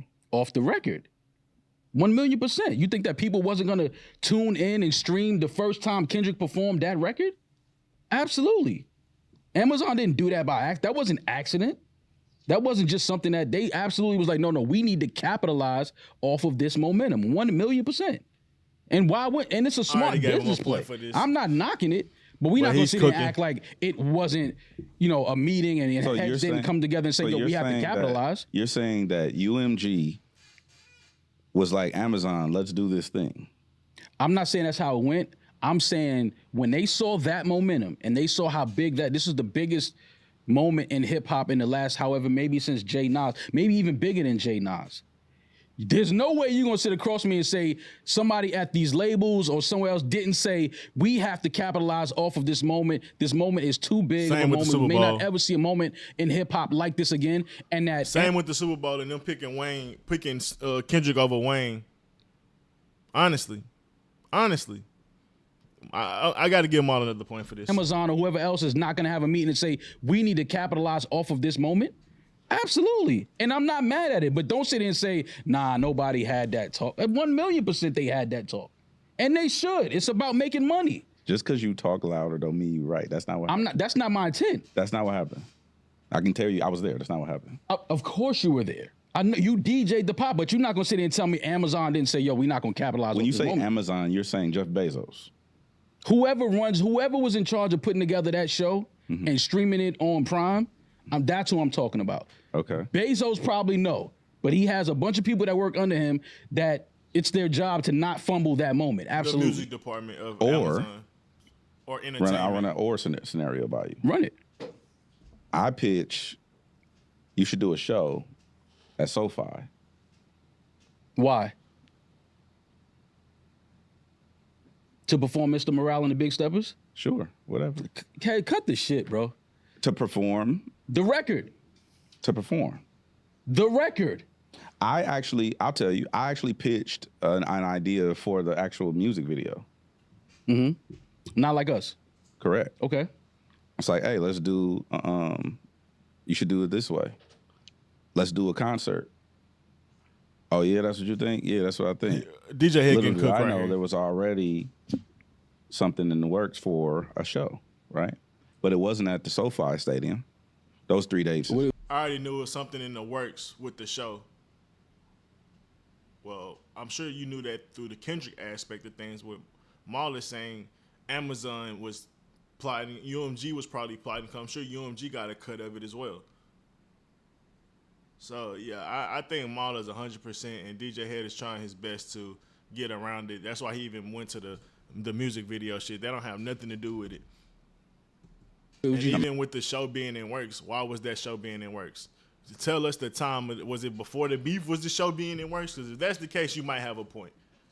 But I'm pretty sure this was all post-beef shit. Little did you know, there was already something in the works. And I'm going to provide you with another scenario. Okay. So there's this big grandiose mall conspiracy theory, right? There ain't no conspiracy theory. Well, okay, a flat earther theory that you have. Or it's like, hey, we need to do a show because we had a show already planned that I was supposed to do in Leimert Park for Juneteenth. Respect. Juneteenth is a historical black area in Los Angeles. Leimert Park is a historical. We were already supposed to do a show for Juneteenth. Okay. Respect. That show ended up not happening. Dot was like, oh, let's say, hypothetically speaking, he's like, well, let's just do our own show. Because that show fell through. Oh, they put together a show. Hypothetically speaking, that's a possibility, right? But did that happen or not? Let's just be real. Like, you could just say that happened. You saying hypothetically, like, if that happened, that happened. I would respect if that happened, but you saying hypothetically, so that give me pause to be like, well, I'm not sure you're being 100%. That bypasses a label. That also bypasses Jeff or whoever he has. I'll give him a point just based on. Can I just interject for 1 second? I'm not here to add an opinion, just add facts to it. Who was the head of Amazon Music at the time of the pop-up show? Because I understand you're bringing up Jeff Bezos. He's in space, but let's talk about who was actually on he didn't go. Earth. His girl went. Fair, okay. So, who was the head of Amazon Music at the time? At the time, it was Tim. Tim, friend of the show. We love Tim Henshaw. That's our guy. Love him to death. Do you know where Timothy? Where is Tim from, and who did Tim grow up with? Tim is from Compton. Who did he grow up with? What you mean? I don't know who he grew up with. Okay, fair enough. I'm just adding in some context of what you're saying. No, Jeff Bezos wasn't involved in that. I'm just adding context. I have no dog in this fight. Also, I watched the pop-up, paid for it, loved him. Go ahead. Yeah, but also there's also nuance to that, which is like, again, I don't speak out of turn because again, but there's also street stuff that is probably because I understand that where you're going with that, but there's also stuff that supersedes all of this. And also, Tim was just doing his job in an amazing way. Well, Tim also put together incredible Dreamville Fest, the Drake, everything he's done with Tyler Kanye lately. show. Tim is one of the best executives that we need in music right now. Love Tim, but just wanted to add that tidbit into this entire thing. Yeah, for sure. Shout out to my nigga Tim. I think what Rory is saying is Tim was not going to miss a moment to capitalize. As he fucking should, though. Which is my whole point, that somebody somewhere said, guys, we have to capitalize off of this moment, which is what they should have done. I'm not mad at the pop-out show, but we're not going to act like, and respect to Leimert Park, because I know Juneteenth, I respect it. Because we streamed there the year before. That's why I said I already know that probably was a thing. But now that we have this moment, hey, let's capitalize off of this moment. Let's make it a bigger, let's bring in two things Amazon could be true. Prime and I like think I that gave and both attach of them it a point for let's that. get a bag. We can get people, let's highlight artists from the city. Let's make it a whole thing. Like, yeah, but great. it was, I guess the narrative, and this was made clear to us, even me and my group of guys, this is not an anti-anyone show. This is a pro-us show. No, cool. And I salute to that. I'm not saying it was the anti-Drake thing. But that moment, that record, the battle. Nigga, y'all played not like us. All I'm saying is let's not act like it wasn't big business that wanted to attach itself to that. Like, hey, I get it. Culture, battle, two of the biggest of their generation.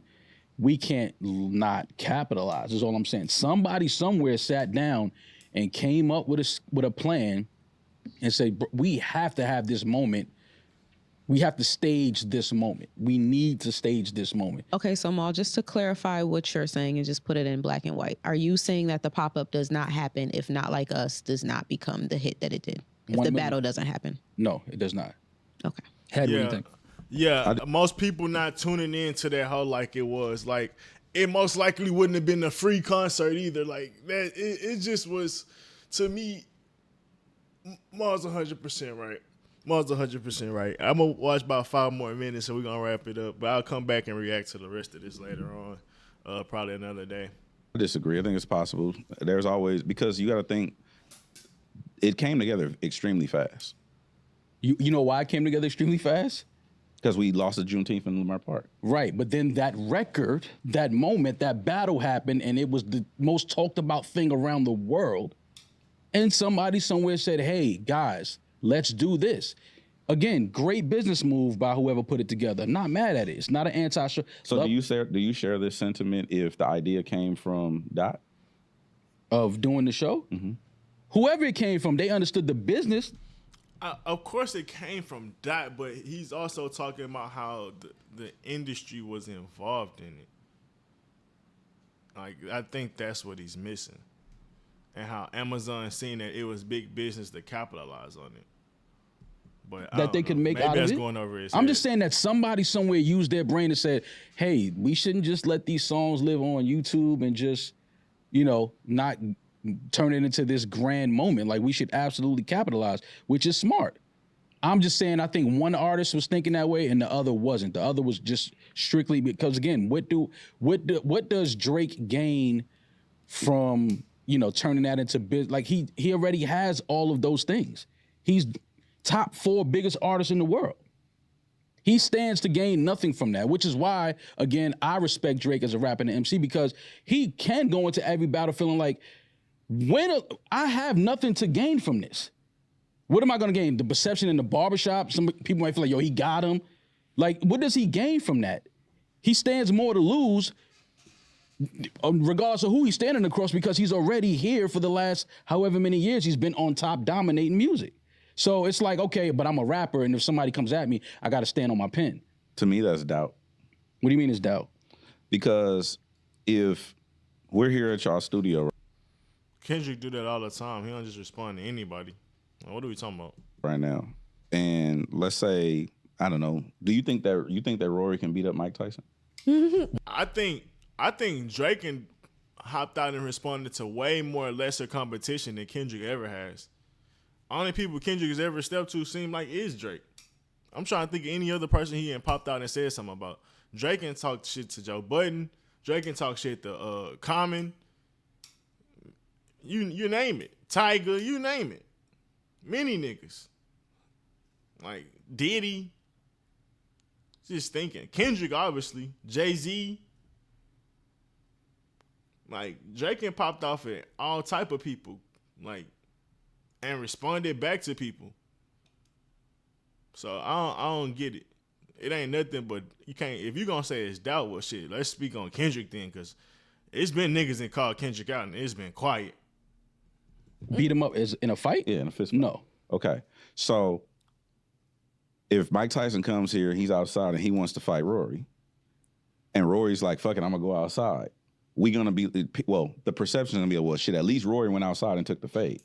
Are you trying to say that Drake is not a fighter? He's not a rapper? No, He's what not I'm an MC? saying is Rory's not a fighter, so he should not go outside and fight Mike Tyson. What I'm saying is, you give people that a due when you already have a preconceived notion that they're the underdog. I get what the point you're trying to make, but no.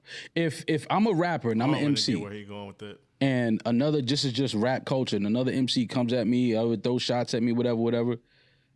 Now Drake is in the position where he doesn't have to respond because he's already, he's been at the top of the mountain. Like, he can look down on everybody and be like, I'm not paying these dudes no mind. I can only elevate you, sir. I can only bring you up to where I'm at if I battle you right now. I have everything to quote unquote lose or whatever. I don't gain nothing by getting in this battle. Even if Drake, public perception, annihilates Kendrick, what does he gain from it? Is he going to sell more records? Is he going to stream more? Is he going to sell more tickets? Is he going to get a stadium tour? He already turned down the Super Bowl 3 times. What does he gain from the moment? He might have got all of that shit, but it didn't go that way. He already has all of that shit. What are you talking about? Which stadium tour? You don't think that Drake could do a stadium tour? I didn't say that. I said which one. Oh, okay. As long as that's not what you said. Mo, you think Drake's perception grew after he beat Meek? His perception? Yeah. As a rapper. As a rapper. Even after the ghostwriting shit, as an entity, as a brand, I don't think everything. I don't think it grew. I think people expected.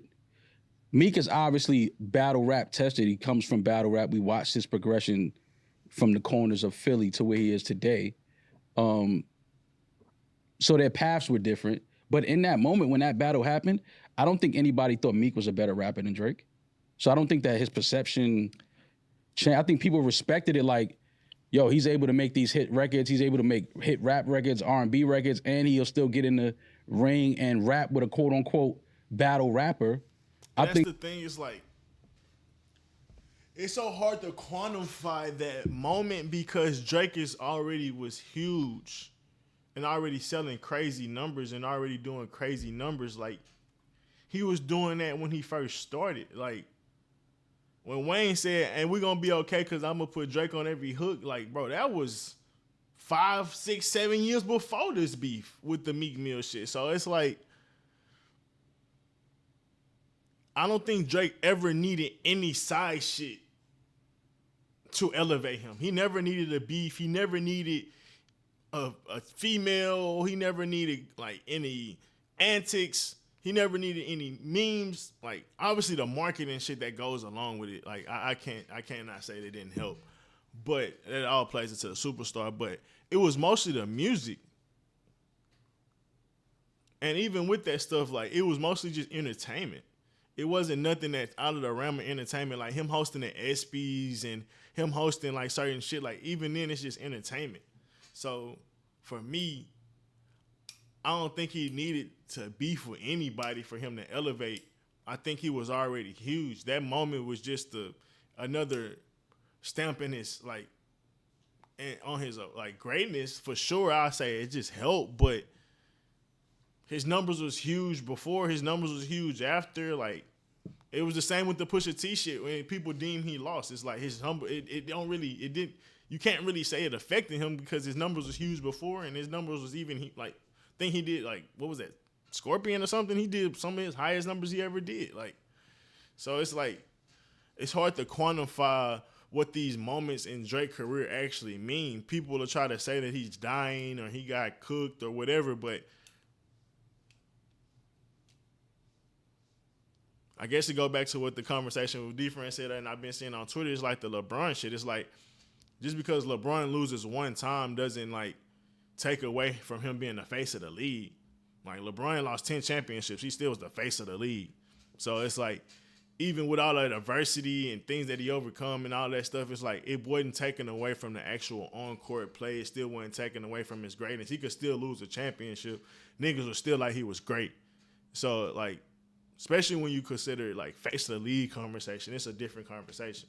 Like, he was losing and still the next year, it was like, it's still LeBron. And no, niggas wasn't wrong for saying that.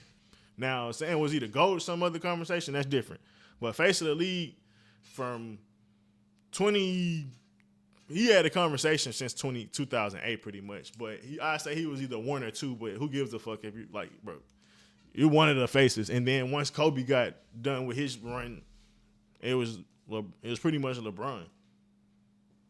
Still pretty much LeBron, still down there the face of the league, like, type shit. So, yeah, that's the perfect analogy when you talk about the Drake situation. Drake sales before the Kendrick shit, he was doing great. For all the dogs, all that shit was streaming at his all-time. It was number one, I think it was number one album, and For All the Dogs had been released 2 years ago. After the shit he drops, after the beef, he got Sexy Songs for You, and it's streaming well. So we'll see what his solo album drop. If his solo album only do like 200, 300, you got a conversation. But I'm thinking that solo gonna do at least 5. But we'll see. I'll let them finish this point up, and I'm gonna wrap it up. So I go think to that work. it may have like show people like, nah, Drake is really about that, but I don't think it was much of a change of perception in Drake there. So, going into this battle, from what you were saying earlier, do you think that people were under the impression that Kendrick was the underdog in this battle, or do you think that people were under the impression it was an even matchup? Nah, I don't think that people felt Kendrick was an underdog. Well, some people may have felt that way, but people that know rap and that listen.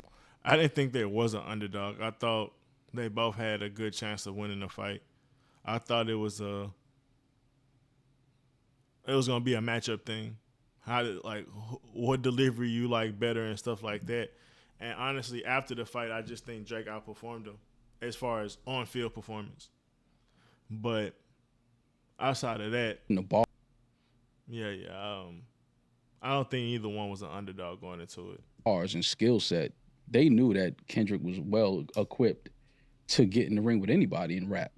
Now, Drake is obviously the bigger artist, the biggest star in the moment, but I don't think that the people that really know rap felt like Kendrick was an underdog. No. I think they felt like Kendrick had more to gain.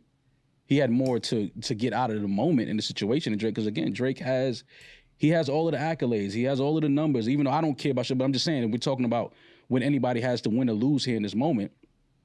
What does Drake have to lose outside of, calling me something that is the most egregious thing ever and then trying to defamate my character on a personal level? Cool, yeah. But as far as like accolades and accomplishments, Drake didn't stand to gain anything here. If Drake had annihilated Kendrick in this battle, do you think you'd be speaking this way? Because I think at that point we would put Drake at a god level tier as far as everything he's accomplished in music. If he would have beat one of the greatest rappers that we've seen, I know, but we're talking about the MC shit, because I even think Drake was viewed as an underdog. I think regardless if you think he won or lost, he should be considered god tier. And I'm talking about including the beef. Whether you think he won or lost the beef, you gotta look at it like that nigga put up a fight. I don't care what nobody say. You could think he lost or whatever, but nigga, he performed his ass off against the guy that was considered an all-time great. Like, it was no different when I'm talking about Katie and Rush the other day. It's like, nigga, if you losing to niggas that are champions, it really ain't that bad of a loss. Like, it's like, yeah, you lost, but if you ain't just fold or if you ain't just choke, like, then it's like it is what it is. But if you choked and you had like your all-time worst performance, then it's like, all right, well, then we're gonna call it out. But hold on, let me see something. Fuck.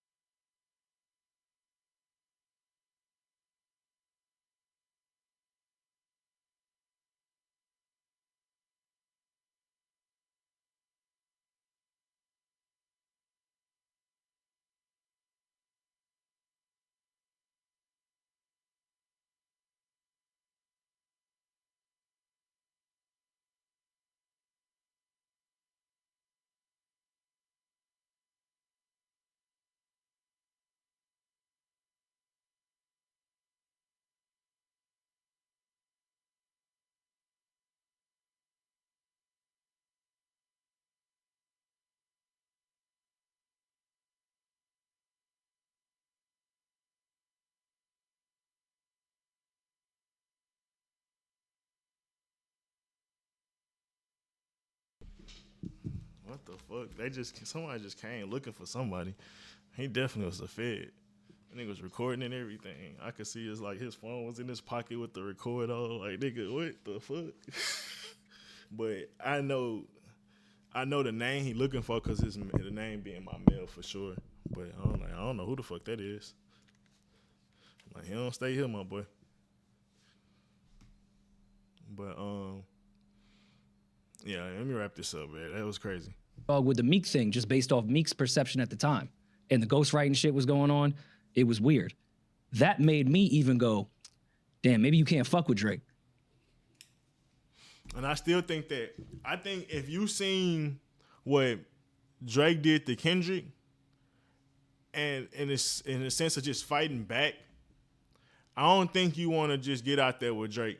Especially what he did to ASAP, especially what he did to the little quick shit he did to Metro Boomin. Like in the mix of Drake supposed to be getting embarrassed, he was still able to embarrass other niggas.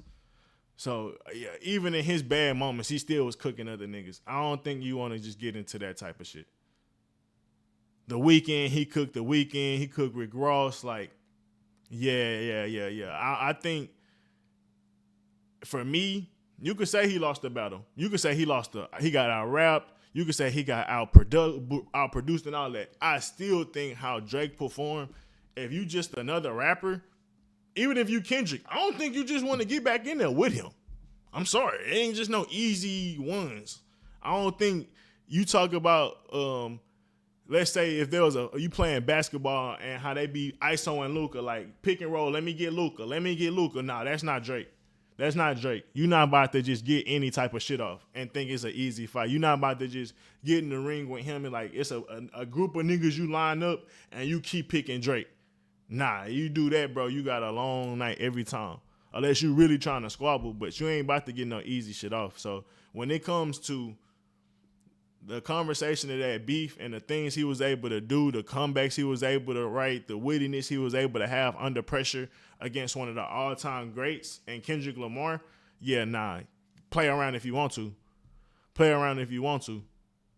And that's for anybody, I feel like. But we'll wrap it up there. Right now, I got the obviously people gonna already know that it's gonna be sided one way, but I got it pretty even. I mean, not pretty even, pretty much Mal winning. It was even towards the when he started talking about the difference between the pedo stuff versus domestic violence. I think DJ Head started to make a comeback, but right now it's 17. No, I'm lying. Oh yeah, that's 17-9 as far as points tallied. I think I gave them 2 counterpoints each. I did notice that for me, DJ Head tried to change a lot of different narratives. Like Sonny, it was a friendly fade, the battle fatigue. What else he said? That he wasn't plotting, that Drake's a shitty person and stuff like that. Like little things I noticed. Some of the points that I said for Mal, let me see. I tried to write it small, so I had a lot of room. The beef was business.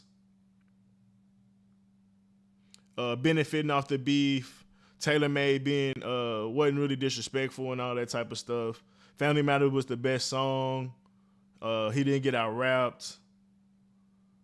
Euphoria, not really, and this is the reason I gave him Euphoria with the bag of air shit and saying that it really wasn't there anything there that killed him, like anything that Kendrick said on Euphoria like necessarily hurt Drake or made Drake feel a certain type of way. Because, I mean, they went through certain bars, and what Ma said was kind of accurate. It was like, I don't think none of that stuff would hurt. And then when DJ Head had a chance to talk and give his points and examples, like the 2 things he mentioned, it was kind of like that wasn't nothing. I think he mentioned I hate the way that you walk or something like that. And then I think he said something like the DMX reference or something like that. But yeah, outside of that, man, I'm going to come back and probably react to the rest of this maybe tomorrow before I go to work again. But I'm about to give myself a little break before I go in. It's been fun. Appreciate y'all for tuning in. Make sure y'all like and subscribe.